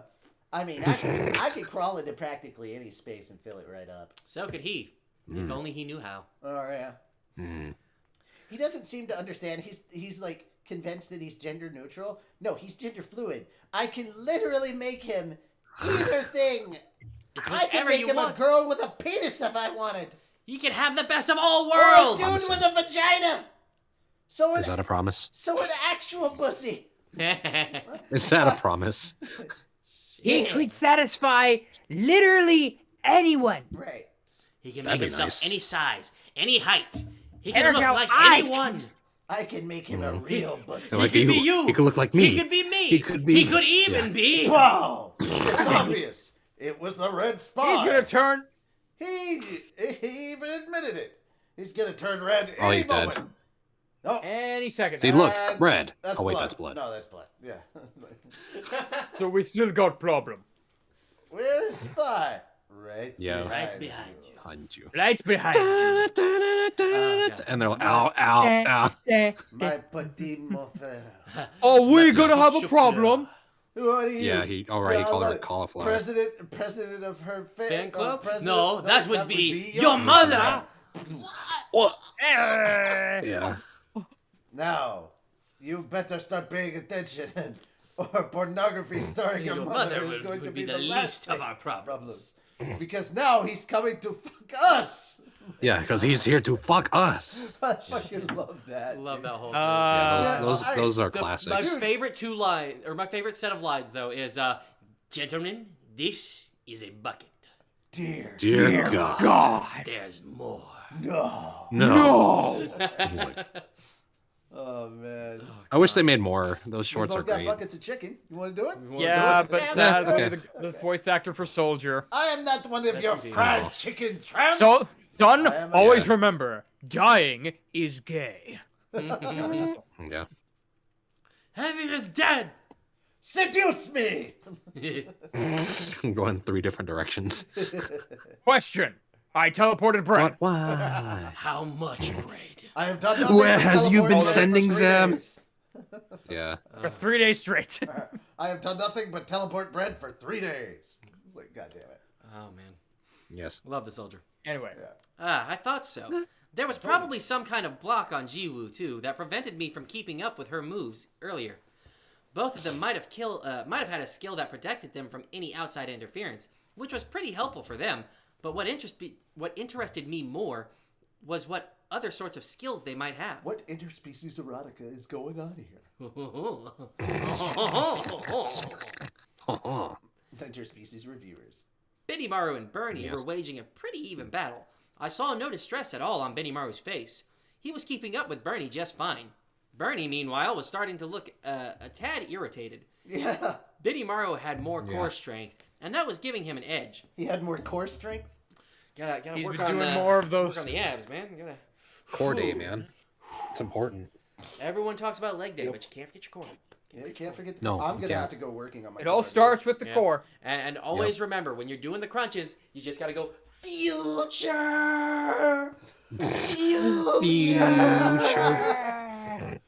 Trunks. Future. Actually, I Just need drop a to be brick. doing bicycle crunches tomorrow. No, buddy. You could use an exercise ball or one of like the half balls too. I'm That gonna also go. works. I'm gonna go. Get you a walk. deeper stretch. I'm gonna go walk. Yeah, on the that works trail too. You're going to go. That works too. I'm gonna go. Mm. for a walk. Ruchi's going for walkies. I'm trying to make a reference to Die. Oh, Helsing. Yeah, that. Thank you. He got it. Yeah, yeah. Yeah. Yep. Where do you By think the way, did you know that that Alucard's actually in Modern Warfare 2 now? Weirdly enough. Really? oh yeah. It's a, I don't. he's a Yeah, skin now. dubbed voice and everything. Huh. Yep. Yeah. I just found that out yesterday. Okay, we've reached Interessante. the lowest point possible. We started talking about Modern Warfare 2. Yeah. Yep. Hey, talking- no, Continue. no. There's a word. There's a we've lower point. officially hit rock bottom, ladies and gentlemen. We No. got distracted enough that we started talking about There's Call of still a Duty. lower point. I mean, I could talk about why is he not in Fortnite? There it is. That no, that's a good point. That's a good point. They have everybody else. Yeah, in he's the not in fucking Fortnite world, yet. and he's not in Fortnite. Fair. Because if they Yeah. put Alucard in Fortnite, it would have to be the Helsing Abridged. Yeah. Yeah. I want Taka. I want Taka in Fortnite. I just do. Please. That would be great. Yes! He could even be He like is a in Deadpool. They DB's could My do favorite- that. They my got the favorite money. thing- universe. Look. You kill a guy that was trying to shoot at you, and then you just press a button, and he goes, "Hey, Dandy Dick, you missed." Hey, Dandy Man, you lost. That's it. That's his like the whenever they win the battle royale. It's like, hey, Dandy Man, you lost. When he's the last one, yeah. Good. Anyway, Benimaru and Bernie were waging a pretty even battle. I saw no distress at all on Benimaru's face. Wait, I already read all this. With the difference in equipped battle gear, I still thought that this was Bernie's fight to win, so I could get it if he was frustrated. Got some fight in you, huh? Yeah. No, wait. Got some fight in you, huh? You're certainly a disappointment. Benimaru's reply made Bernie visibly scowl. That must have been an affront to his pride, because now he was glaring at Benimaru like he'd killed his parents. Mock my I'm pride. gonna stop doing the Bernie voice just because I'm getting tired of You it. didn't have to do it in the first Yeah. place. It was funny for at least the first several times. Do the Yeah. Vegeta voice works. instead. No. No. How's a monster get off saying that to me? You gonna keep saying that once you get a taste of this? With that shout, Bernie spun his spear around and attempted to get out of Benimaru's range, keeping himself both defended and at the ready to strike. He stepped back in order to attempt a finisher, but Benimaru wasn't about to let him. He easily closed the distance at once, expertly anticipating his moves. It was quite a sight. I knew Benimaru had been doing a little clandestine training of his own lately, but I had no idea he had grown to that level. If you asked me, I'd say his skills were even better than Hakuro's now. I mean, I thought Alberto was pretty fly with a sword, but there was no doubt in my mind that Benimaru surpassed him. And the way he controlled his dark flame, he wasn't letting that stuff sweep him away at all. It was truly his own to handle, and I was amazed by it. The unique skill, Born Leader, granted him complete control over his own power, and you couldn't not have been impressed by it. I asked him not long ago whether Zegium was stronger than him, but looking at him perform now, I wasn't so sure who was on top of whom any longer. Giggity. Depending on how things went, the goddess of victory could have smiled at either one of them. Wow. Wow. Let me just tell you right now, trying to fight power that strong is just suicidal, alright? And Rimaru's even stronger than that. So maybe try not to mess around with me so much going forward, okay? Sure thing, Masayuki. Okay. Wait, was that Masayuki? Oh. No, that was Jinrai. Okay. Well, yeah, the guy there was. Yeah, sorry. I gotcha. Anyways. I could hear Masayuki and Jinrai talking behind me. From their perspective, Benimaru and Bernie probably looked like a bunch of vague blurs in the air, jumping around in unpredictable directions. I'm sure they could tell how awesome they were anyway, but too bad for them, I guess. Personally, I had been using Uriel's absolute defense to protect them both from any stray bullets. Or, I suppose, stray explosive shockwaves? But that was actually a lot tougher than it seemed. Bernie's ultimate skill was applying itself to all his attacks, so if I wasn't careful, he could absolutely bust through absolute defense. I mean, it was really Raphael's problem and not mine, but still. But enough about the pair behind me. I was more concerned about how Benimaru's fight would turn out. Apparently, Bernie's finisher required him to be a certain distance away from his target to work. He'd been trying to push Benimaru away from him for a little while now, no longer trying to hide his frustration. Benimaru, meanwhile, was the very picture of calm composure, coolly cornering Bernie and ever so gradually starting to land real wounds on him. At this rate, I thought his victory was just a matter of time, but that turned out to be wishful thinking. In the face of Benimaru's onslaught, Bernie found himself thrown off balance. That momentary opening allowed Benimaru to slash him down with his dark flame-infused blade. That should have been fatal, but Bernie just smirked at him. You can't beat me. His face was bright as the sun, as if being cornered up to now was just a front, like he'd anticipated all this, or that we were all dancing in the palm of his hand, even. It was clear what had happened. Only an ultimate skill can counter an ultimate skill, and thanks to this ironclad rule, Benimaru's attack was cancelled out. Now, Bernie was the victorious one, while Benimaru's face twisted in frustration. He must have thought that if his unique skill didn't work, his baseline swordplay would.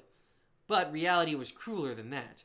His sword did reach Bernie, but once again, his armor blocked it, preventing the blow from being fatal. Even worse, whatever damage it did deal, Bernie promptly cast recovery magic to heal up. At this rate, the only way for Benimaru to win was with a killing blow. He was the better sword fighter, but Bernie had the ultimate skill, making this an extremely uphill battle for him. He was really, for the first time I knew, in a really tough situation, and before long, Bernie had him on the defensive. Somebody typed in, Masayuki really watching an IRL anime battle? Yeah. Makes sense. As Benimaru was put in that tight spot, Chloe was facing an unexpectedly tough bout of her own. In terms of sheer ability, Chloe was by far the best, but Jiwoo, a specialist at striking her foes' weak points, didn't even try to wage a typical sword fight against her. She was also doing things like putting up isolating barriers to keep Chloe from calling for backup or conjuring up toxic dark mist to blind her. All these things to help give her a situational advantage. That sort of thing wouldn't work on the masked Chloe, but with Jiwoo so intent on escaping her at every moment, she was having trouble catching her. Jiwoo kept running away. Chloe kept chasing her, and the result was a very prolonged battle. But hey, unlike Benimaru, Chloe's got an ultimate skill, right? If she was more powerful than I was, I didn't think she was about to lose to Jiwoo. So I didn't pay them particularly close attention, assuming that everything was cool with Chloe, but apparently things weren't going to go that easy. By the time Benimaru was thrown on the defensive, Chloe was facing some real trouble as well. "You sure love scampering away from me, huh?" she said to Jiwoo. "Of course. Your sword's too dangerous. I have a hunch it could penetrate my defenses." Jiwoo was cautious. She was facing an unknown in Chloe, and she kept her head as she tried to deal with her. Chloe's absolute severance was a unique skill, but for some reason it boasted so much power that you could feasibly call it an ultimate if you wanted to. Maybe Jiwoo was just being modest when faced with its power, but no, a legend-class suit of armor definitely wouldn't stop it. She even dealt damage to Veldora with it, so I'd have to say that Jiwoo was taking the right strategy here. "You know, running around all day won't beat me, don't you? Or, you know running around all day won't beat me, don't you?" "I can't deny that, but that's not the problem. I'm not here to win, I'm here to protect Bernie, and once he kills that ogre, we're both going to kill you next." I wasn't about to take that sitting down, but then Jiwoo started to get real tricky with me. Every time I tried to join in the fray, she'd start lobbing attacks at Labyrinth City behind me. The quarantined capital city was safely ensconced behind Masayuki and the others, but if any magic landed on them, I couldn't guess how much damage it'd cause. Headphone is falling off. Okay. What was that? Taking a rest? Okay. Even worse, Jiwoo was asking for Bernie's assistance. "We've got too much unexpected trouble, Bernie. This woman's a lot more dangerous than I thought. She's too much to deal with alongside the Demon Lord Rimuru at the same time, so I want to play it safe. I need you to help me attack Labyrinth City to keep him from intervening." "Understood. I'll give you a hand when I'm able."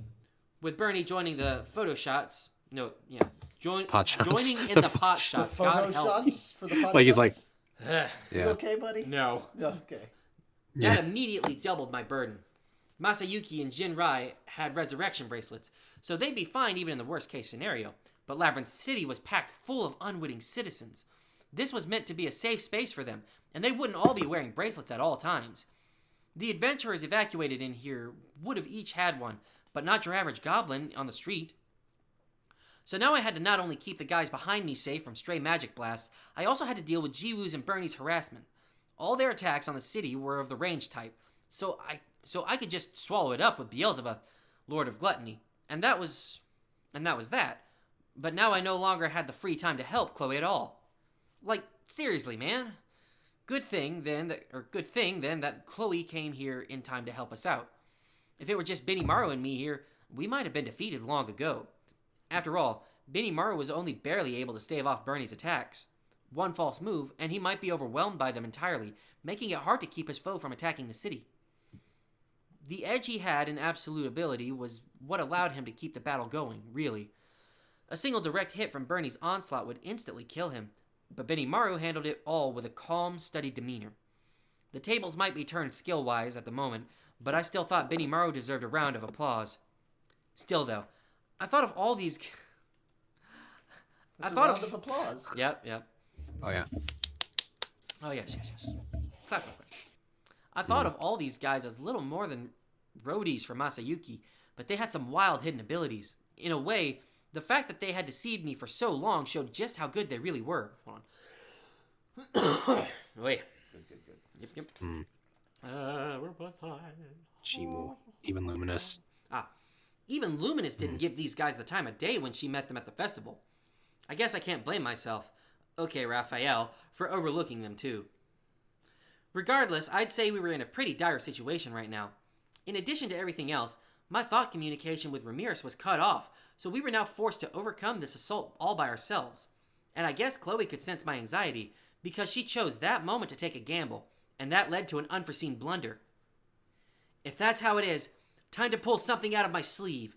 If she had something to get us out of this situation, I'd really love to see it right about now.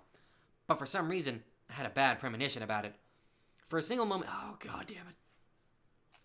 Okay, for a single moment, the world went dark on me. All movement stopped, and I felt like someone had tied me up with rope.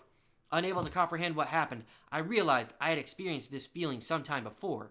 It was when Guy and Chloe were fighting, I think. You. Oh boy. Report. The subject Chloe Albert's life energy is confirmed to be falling. She appears to have failed to control her skill. This was how having time stopped felt, I realized. Just as I did, Raphael spat out a warning, and then I noticed Chloe was back in child form. What? Chloe? Oh, no way. This power's too inefficient for me to handle right now. I told you it was too hard to control for long periods of time. So, she basically just went, "The world!" Yeah. Kind of, yeah. Yep. Yeah. I didn't know what happened, but it was clear Chloe's trick up her sleeve failed big time. Even worse, it also gravely compromised Chloe's ability to fight. I guess she couldn't fully control Yogg-Sothoth after all. She seemed to have it pretty well mastered in the last fight with Guy, but I guess that was mostly Guy's own power at work. Power at work, with Chloe simply responding to it. That was still impressive enough, though.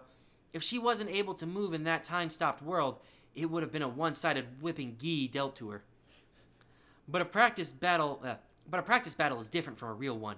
It looked like Chloe could still stop time for a moment, but it consumed a vast amount of energy. The proof was all in her current child form.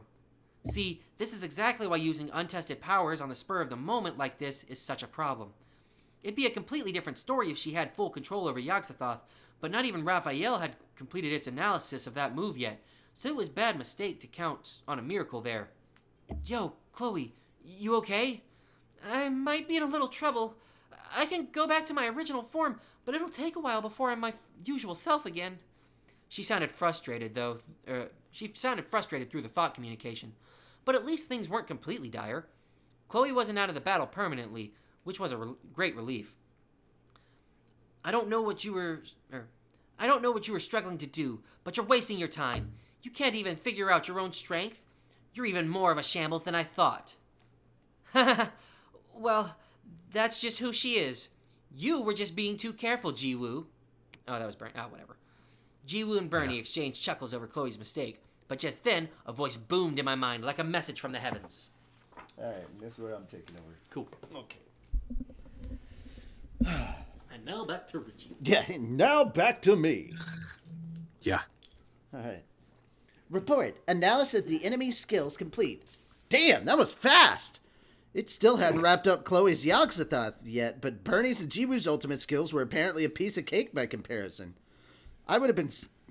Ooh, that felt good. I would have been satisfied if we could have narrowed them down to a specific family of moves, even. But this was a happy miscalculation on my part. So what's up? Lay it on me. Report.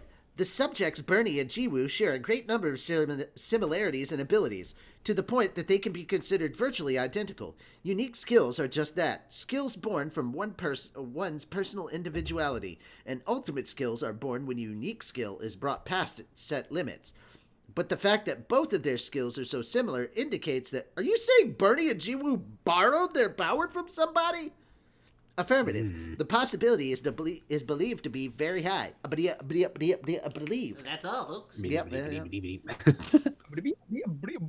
I see. You know, I was thinking this was a little unnatural, too. If you want an ultimate skill, that's not the kind of thing you acquire with some half-hearted backyard effort. Even Hinata was stuck at the unique level with her arsenal of overcomers like Granville and Luminous,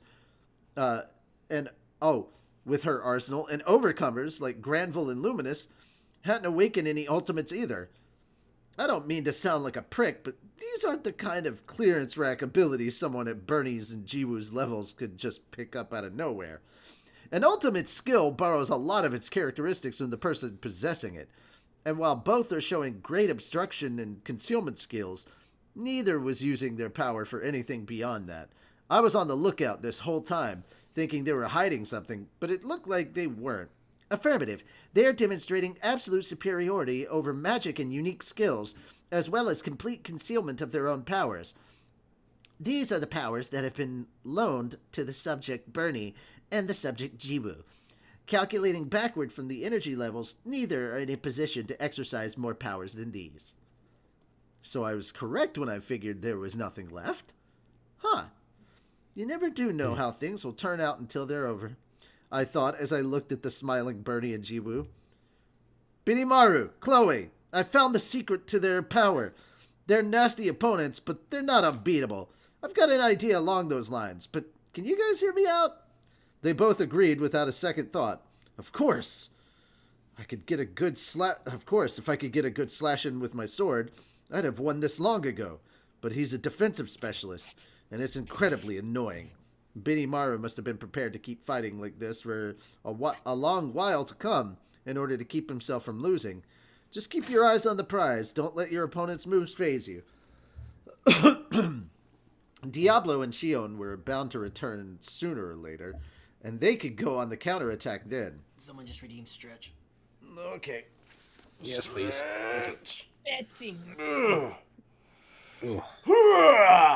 Oh, that felt really good. Oh, that felt This is how you stretch, yeah? All right. That's my samurai general, all right. Calm, no matter the situation, and totally reliable. I believe you too, Rimuru. I'm going to make up for that mistake. So, if you have a winning plan, I'm game for it, no matter what. Chloe was up for this too. Unlike Benimaru, her fight was one she could have won if she wasn't in such a hurry. Absolute Severance could have penetrated Jiwoo's defenses. And, you sick bastard. Absolutely. And in a one-on-one battle, the assassin would have been no match for her. Still, this was a good lesson for her. Now we all knew how inexperienced she was with her ultimate skill. But that was something she could work on in the future. I'm sure that's going to work itself out with practice. So, for now, I had to focus on ending this battle. Okay, here's the deal. I want to get Benimaru and I connected with a soul corridor. That way, I can lend him some of my powers. I'd be glad to borrow them. It's somewhat embarrassing to ask for your help here, Sir Rimuru, but anything beats being defeated. I promise I will bring you victory. Benimaru gladly agreed. That was typical of him. Practicality always came ahead of pride. Besides, if our opponents were tapping into borrowed power too, I didn't see any reason to be ashamed of it. Pound for pound, Benimaru was definitely the better fighter anyway. With that in mind, I applied absolute severance to Benimaru's sword. This boasts pretty much the same performance as Chloe has access to. It's essentially the reverse of absolute defense, so both might be canceled out when clashed against each other. But against Bernie, this ought to work well enough. So that took care of Benimaru. Now for Chloe. Chloe, Krinoa, listen to me. If you can keep on buying time for us, Benimaru is going to beat Bernie. I promise. After that, here's how you'll deal with Jiwoo. For her, we'd take the opposite pattern. Chloe was back in adult form, but far from her usual self strength-wise. It was better to take a safe approach with her to ensure we could seal the deal. She merely had to survive until Benimaru won, and all would be well. That was my idea, but... Whoa, wait a minute! I'm not going to lose here or anything. If it's one-on-one, I'm positive we can win. She's right, Rimuru. Yaxathoth kind of fell through our fingers there, but if we get serious with this battle, we're not going to lose. Chloe and her alter ego were both eager enough. I expected that from them, but I was hardly surprised, so I decided to make another suggestion. Okay, then I have one condition. What? Use Yaxathoth one more time. I want this victory to be perfect for you. Huh? Like, you can stop time for a really tiny bit, but it's too short to work on Jiwoo, right? It seemed to me that Chloe was in full control of her skills, as long as she didn't go all reckless with them. When I said really tiny bit, I couldn't tell exactly how many seconds that was, but it probably wouldn't be enough time to hunt down Jiwoo and her ultimate skill. That was why she went over the limit like she did. But next time, she ought to be just fine. I'll help you out this time, okay? I'll help with the calculations and stuff, and you can try it again. Well, if you say so, I'm not complaining. You're going to open your computational domain to us? We have to be able to control it then, definitely. Chloe and Cronoa said yes to the offer. They looked a little anxious still, but, so was I. This was Raphael's idea, after all. You goddamn right. Can you blame me for wondering if this would actually work? Hey, have some faith, bitch. Anyway. Have some goddamn faith. Give me a fucking second. Anyway. Chloe, guess I'd believe in the dude. It had to have an inkling this would work out, so oh, dang it. So I accidentally hit the page and ruined everything. Yeah, shut up. No. I didn't say anything. He did clapping, because he's an idiot. Oh, yeah. Oh, yeah, yeah, oh, yeah, yeah. Boing. Boy, yep. That's different. Okay, so I'm looking for... Okay, there we go. Okay, there we are. 326. All right, cool. So I just had to trust Raphael and act accordingly. Then Cronoa raised another issue. But I'm still not sure there's enough energy. I can get into combat for him, but I haven't recovered enough to stop time. Even if your aid makes it more efficient, the current Chloe won't be able to use the skill right at all. I was kind of wondering about that too, actually. I knew I was planning to lend them my power and stuff, but would that suffice? Affirmative. It's not a problem. It's more like, bitch, did you doubt me? Good. Nice to get a firm yes there. I'm sure it's got some kind of great plan, so I'll stop bothering it for details. That won't be a problem. If you don't have enough, I'll back you up. Or Raphael would, anyway. But it's not worth explaining everything here, so I'll just take this opportunity to look way cool instead. What a dork. That was enough to secure Cronoa's agreement. All right, I'll sign on then. Time to show these two what we've got coming. Or what they've got coming. So we had a plan. It was time for the counterattack. Cross counter. Benimaru changed his offensive style. Until now, he'd been using a static sword stance, but after being granted absolute severance, he switched to a dynamic stance. Static, or Sein no Tachi, to borrow the samurai parlance, is a sword technique where the attacker allows their opponent to make the first move, with the focus on counterattacks. In other words, you're parrying whatever comes at you instead of actually seeing chances to attack. A kind of offense-defense combo. The dynamic style of Do no Tachi concentrates more on offense than defense. You're basically trying to attack and win the day with a single strike, overwhelming your foe and never giving up the initiative. This change in styles definitely registered with Bernie. Surprised, he went on the defensive. Now the tables were turned once more, but at this point, he still looked relaxed and in control. That, however, vanished in an instant. Bernie was so in control only because he was confident, and all evidence so far backed him up, but Benimaru's sword wouldn't work against him. Or, that Benimaru's sword wouldn't work against him, but all that was in the past. Damn. Badass picture. Yep. Damn. Yeah. Wow. He's cool. Right? Oh god, he's so no, cool. he's Oh hot. God, he's cool! Yeah. Oh my god, he's so goddamn cool. Yeah. So It's just in the cool. distance. So dumb. Failing to keep up with the flurry of slashes and strikes, Bernie left himself open, and the fatal blow was aimed right for that moment. That! I wasn't sure if he was going to say, "That's crazy," or whatnot, but Crazy. either way, Crazy one. that strike hewed straight through Bernie's torso and chopped him in half. Continuing with the same motion, he arced his sword's trajectory upward like a curving river, separating his head from the rest of his body. Hence why Bernie couldn't finish that last voiced reaction before his death. Man, talk about overwhelming. Benimaru totally knocked that out of the park. You know, if you went with that momentum from the start, you could have won easily, couldn't you? No, if I'd tried to do that, I would have broken my weapon. That armor was no joke, I thought, so I tried to avoid putting too much strain on my sword. It was a very awkward way to fight for me. That was awkward? Because he sure looked majestic out there. I will agree that dynamic suits him better than static, though. Now, I was absolutely sure Benimaru outclassed Hakuro by now. He was a better physical specimen to start with, but now his skill level was about the same as Hakuro's or higher.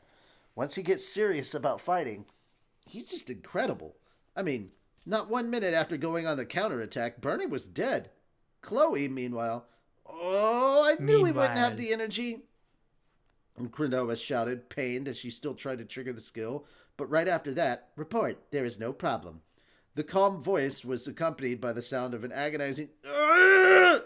Or at least it felt that way in my mind. What was up with that? I had the sneaking suspicion that might have been her actually, in fact, I was sure of it. Hearing it sure made me feel depressed. It was just so pathetic. I hadn't done anything bad exactly, but I was the one causing it. Maybe it is my fault then. I'm going to have to treat Chloe to some pudding and apologize to get back on her good side. But anyway, that was the end of our energy problems. The next thing I knew, the world stopped and Jiwoo was reduced to a pile of dust. So yeah, that was how we beat Bernie and Jiwoo. Wow. What? That. Blink and you miss it. But now, Raphael was taking a more forlorn tone with me. Report. The subject Bernie and the subject Jiwoo are confirmed to be alive. I had forgotten about the existence of the resurrection bracelets. Okay, so they're alive. All right, here's the problem. They're alive in a situation where they're about to meet Diablo and Carrera. Oh, fuck. Yeah, they're not getting away. This So, like, it probably would did have it. honestly, it probably would have been more merciful to die in in the dungeon. Yeah. A labyrinth death. You just hear what would be like really menacing, like you just hear like the Palpatine theme as they revive in front of them. Yeah, she just revives and you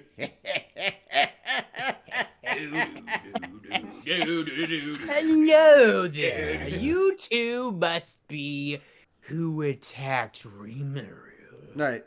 Huh? Yep. No biggie. Pretty rare for Raphael to make a careless error like that, though. In fact, this may very well be the first time ever. Oops. I should have broken their bracelets while I had the chance, I said. They weren't wearing bracelets. Yeah, I had my eye out for those, but they didn't have any on. Oh, guess Benimaru and Chloe were being a lot more careful than I was. Remembering the bracelets and checking to see if they were there, maybe I was the careless one here.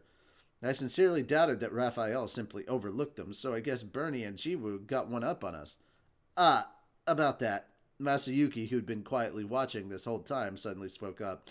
To tell the truth, Jinrai said for him, we all kind of saw you as the enemy, so we never really took those bracelets of yours seriously.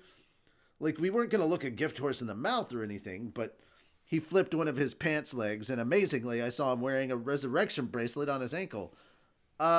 Yeah, that's the bracelet, I said. I know, but like, whether we trusted it or not, it's still a magical item, right? So we figured it'd work just as well no matter where you put it, Bernie suggested as a little of the rebel thing we could do. Apparently, Bernie had anticipated this outcome enough that he took steps to address it. Benimaru was scratching his head in frustration, and Chloe was seeming pretty pouty too. I was sure she looked disgusted under her mask. Given the situation, I really didn't think Raphael could have done anything about this. I mean, Jiwoo's barrier isolated us from the rest of the world, so we couldn't talk to Ramirez. I think I could have telepathically communicated with Veldora, but I doubt I could have explained the situation to him with very much accuracy. Besides, if you thought about how much work Raphael had to do there, it was just mind-boggling how much parallel processing it was up to. granting Benimaru absolute severance, helping Chloe Kranoa with Yogg-Sothoth, and maintaining my own absolute defense, analyzing Bernie and Jiwa's abilities. The whole list goes on and on. Given all that, who among us could have predicted that a bunch of idiots would put resurrection bracelets on their ankles? Well, no helping that, I guess. Indeed. Let's just forget it. I've already assessed their strengths, and I'm positive I would win a rematch. If someone like me challenges them, that might be a different story, but I'm sure we can find a way. That was Benimaru's conclusion, so he and I both decided to drop the matter. Anyway, Bernie and Jiwoo were out of the picture. Not being able to off them for good was a blunder, but Benimaru, Chloe, and I promised each other we'd forget about it, so it didn't really count, right? Masayuki and Jinrai looked pretty shocked about their friend's betrayal, but I was sure they'd do their best to recover. I thought about this as I watched them trudge back to their jobs assuaging the vampires. The war was still going on. I felt kind of bad for those two, but frankly, I didn't have time to worry about them, so I decided to let Chloe take care of them. And then, Benimaru and I went back to the control center. Now, the labyrinth should be free of all hostile elements. But just as I thought that the final ground battle was all that was left to handle, we discovered that a few people were in the room already. Oh, Rimuru, you sure gave me a scare, you know. We fell out of contact. Indeed, you did. I was far from worried, of course, but I did want to complain to you about it a little. Ramirez insisted we come down here, too. So we hurried. We walked over to check up on you. Ramirez looked concerned. Veldora was being pompous as ever. He was currently whining about how I stole his energy out of nowhere, but it was obvious that he was seriously worried about me. He's cute that way, isn't he? So, Raphael, can you at least ask for a bit of permission before borrowing Veldora's power? That is behind us now, so it is not a problem. Sassy. Behind us? You haven't been using his energy on the sly for a while now, have you? If so, Veldora sure must be used to it. But either way, I've done him wrong. I'll have to get him some snacks later and maybe a few new manga volumes too. Sorry I worried you guys. Still, Veldora, I can contact you from pretty much anywhere, so if I get in trouble, I'll be counting on you. You can, Master? Oh, that's why I told you not to worry. Ramirez was awestruck. Veldora, probably hiding his embarrassment, decided to act all high and mighty as he changed the subject. But enough about that. If you're fine now, can you go listen to those guys for a bit? Following Veldora's gaze, I found Trainee and Soe and a suspicious-looking man tied up with a rope. I noticed that the first two were there before now. But what was up with the other dude? Trainee was currently chugging some fruit juice, looking utterly exhausted, but otherwise unhurt, so I let her be. Instead, I glanced towards Soe, hoping he'd clue me in. Well, once I reached the site Moss told me about, I found this man fighting Trainee. Yeah, Moss. His name was Lapis, and he's a nemesis of ours. So it was Lapis under that rope? He looked pretty beat up, but not dead at least. Why is he still alive? Benimaru asked coldly. He wasn't even trying to hide his murderous gauge, which was rare for him.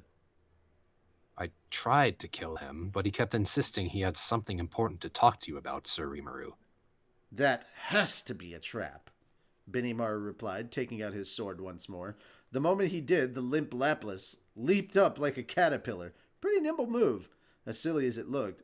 I couldn't help but let out a couple laughs. Wait a minute, man! Stop trying! Stop laughing and keep your people away from me! You'd better watch your tone. Now Soe was raging too, but that was still nothing compared to Benimaru, who was moments away from cutting the guy in half. I stepped in to calm him down for the time being. Calm down, all right? We're in the middle of a truce with Yuki, remember?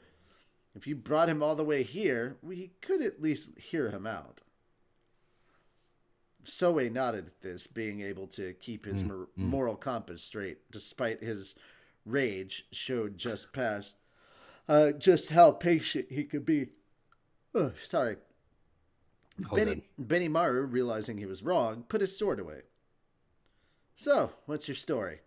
Damn, you guys are super scary. That gal over there refuses to listen to me, and she's gotten way stronger since last time, too. The other dude's a little more sensible, but his eyes are just so cold, you know? And that one? Huh?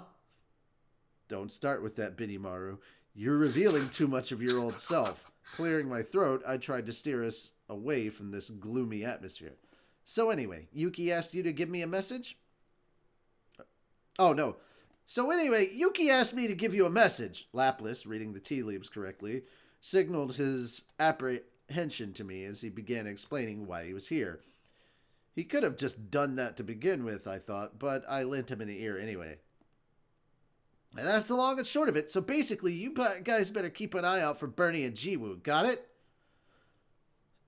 Ellipses. Benimaru and I looked at each other in silence. You could have told me a bit earlier, dude. According to Laplace, Yuki has a guy named Damrata working for him. He's one of the head bosses of Cerberus, a secretive crime ring. After a tip from Ghidorah and a little investigation, it came out that Damrata was suspected of attempting to assassinate Ghidorah, although Yuki hadn't given him any such order. I say suspected, but it was almost certain, actually. Having made that judgment, Yuki reviewed Damrata's past actions, and in the process, he's discovered a few more suspicious things. This led him to believe that Masayuki's party members, people arranged for him by Damrata, might have had some kind of ulterior motive. In a rush, he assigned Laplace, who was just back from another mission, to relay the message to me. As Laplace's story unfolded, Trainee began to look visibly paler over time. Now I knew full well why Laplace hadn't told me the news earlier.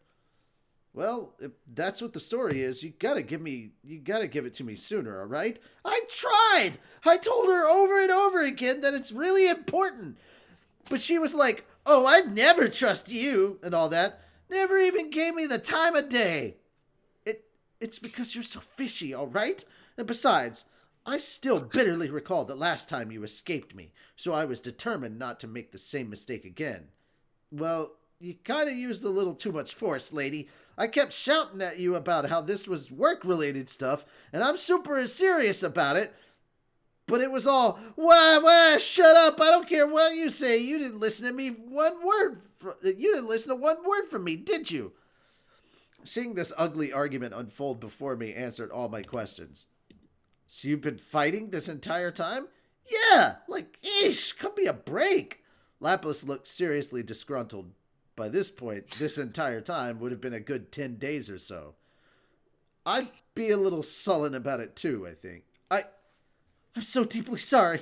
Realizing how badly she jumped to conclusions, Trainee apologized to me, her face bright red. But would any of us blame her for it? If you asked any of us to trust Laplace a little bit more, we'd think you were out of your minds. I mean, he's still acting all fishy. I don't think you should judge a book by its cover, but he's constantly up to one suspicious caper or another. You'd have serious problems if you ever trusted a villain like him, so maybe she made an honest mistake, but I'd never blame this one on Trainee. Benimaru, inches away from lopping his head off a moment ago, looked incredibly uncomfortable, as did Soe. I'm rather surprised he put up with Laplace long enough to bring him here, actually. Well, what's done is done. Let's just stop worrying about it and let bygones be bygones, all right? It was in the past now, and I didn't want to keep it on my mind. So let's just talk our way out of this. I had a battlefield to focus on, and there was no telling what would happen if they're up there until the end. With this in mind, we turned our attention to the big screen. I think this is kind of where we're going to stop right now, because Caligula's forces are about to get destroyed, and I want to save that for next week. Yeah. This is a very big turning point and our first, like, really big dot in a while. So, yeah. Is that a bigger dot? Yeah, it is a bigger dot. It is a bigger dot. And guys, that puts us at 336 out of 390. 86%. 389. No. Oh, yeah, 389 is actually the end. So we don't have to worry about the 390s. So 336 out of 389. So we're just a little over 60. We're a little over 60 pages from the end. Cool. Nice. We covered some distance. Dude, we got 40 pages today. Nice. We schmooved. We schmooved on through there. Did schmoove. We schmooved. Honestly, we like, had reading from a the book little is so over much easier than on a screen. reading this. Yeah. Yeah, it's Oh so much yeah, easier it than is. trying to read the screen. I'm telling you, man, I love the physical copies. I mean, yeah, It's there's nice something holding to a be real said book. about tactile contact and everything. Yeah. I get it from an expense reason, but Slime's one of the And few. convenience. Slime's one of the few that we're gonna have to like. There we go. Pills It's here. exactly 10 o'clock. Guy take pills here. Slime's one of those. You get smacked with a bottle. Slime's one of those rare few that I make sure to get a physical copy of every time a new volume comes out. And a new volume did come out recently. I think there's a new volume coming out in December. Hang on. Remember? What is? I think it's Slime Volume 17. Yes, I think because I think we were talking about 16 last time. Yeah, because I have 16. Volume 17 light novel. I mean, if it says Kindle release, that's fine too. December 12th. This title will be released on December 12th. I've got it pre-ordered. That's coming out fast. Yeah, I've already got it pre-ordered, so it will come out. Because we're at the end of this month, so we've got like a month and a half to go. Something like that. They'll catch up fast, yeah. I'd say a month and like a month and a quarter. yeah, somewhere around a month and a quarter. Because 12 days plus 2, 14 days. Okay, so it's almost a month and a half. Because I would consider like 15 days to be half. So yeah, and then give or take. Yeah, no, that's fair. Month and a half from December 12th to November 12th. Around at and the then very we've got least. 14 days. So a month and a half, basically. Until the next volume of Slime. Now, we're going to get out of... I have every hope that we're going to get done with 14 next week or the week after. But here's some good news. 14. Yes. We're in 13. Volume 13, yeah. We're going to get to because you said 14. next week. Next week, I have every confidence that we're going to get through this volume pretty quick. There's like 3 or 4 images still left in this chapter that we have yet to read. So that's like pages. That's a couple of pages right there that we're just skipping entirely. So I think we can do this. But I mean, we chewed through like quite a bit. And next week we're going to go till 10:30 Central. So we'll get an extra half hour of reading in there. But I like giving Shem 45 minutes to read, and then we break into 30, and Sonic gets his 15 minutes of reading fame. I probably would have given you this to read, but this was just such a good stopping point. Yeah, because like we have another half an hour. We could chip in a little bit more. We could have like chipped 50 away. today, 50 tomorrow. But I don't know if I could have got to 50 half an hour like that. Yeah, not in that. Not short with all the amount. goofing around either. Not with all the goofing around, and just finding the next stopping point would put us like 3 pages, 4 5 pages. You'd have to read from 336 to 351. That's a lot. Now there are images in there. There's at least another image in there. There is one with a dot in there, but that's still about another 2% away. Yeah, so the next big dot would put us at 351 of the physical copy. 4. But that's a lot of ground to cover. Yeah. Usually with Yeah, there would have been like 6 pages before the next stopping point. usually with Would have been a lot. Usually with Sonic, we'd end up at 343 rather than 351. Yeah. So I was like, yeah, this is because we're literally we're now stopping the dungeon stuff and we're moving to the outside where everybody else is, and they're just going to unleash all hell. So there we go. So, yeah. The defeat of the Empire will basically be the next one. The Empire. The Death Star is gonna explode. Yeah, the Death Star. We're gonna destroy the Death Star. All right. Hooray. If they're incompetent to let me die, then fuck. All right, guys. Thank you so much for coming. Operation and hanging out. Ember. Yep. Thank you. Thank you so much for coming and hanging out with us. I hope you enjoyed it. It was actually nice having Moon here. being able to Yeah. engage with that. So that's kind of nice. Maybe one of these days we'll get a Shem here. Maybe. Maybe. Well, That'd be maybe all of us interesting. can be reading Shem, from the by same the way, room I have sometime. your Soe here too. I have Oh. a Soe as well. And, Oh, cool. And two Nindroids. I feel like I'd have to, if I was out there, I have to very specifically pack this. He's a boy. Yes, he's right he's here. a He's boy. always here next to me when you stream. He's a boy. Well, now I have one too. I have Yes. a twin. Yes. Yes. Yes. Schmish. Oh He's one of the God, he's clones. multiple. Or I have a clone Sokka's and that one's the original. Or who knows? Sokka's just Who like, knows? oh God, they're multiplying. I get chills. They're multiplying. And I'm losing control. All right. Okay, so I can take pictures of these and send them to you. Very quiet. Never gonna give you up. Never gonna let you. It's getting hot in this thing. All right, guys, thank you so much. We will see you Sunday for Anime Church. Yep. Everybody's gonna be back, I believe. Yep. And then once again, next week we'll be back here with more slime for you. Until then, look forward to it. And I hope you guys have a good one. Take care and bye bye for now. Bye-bye. Later. Bye, guys.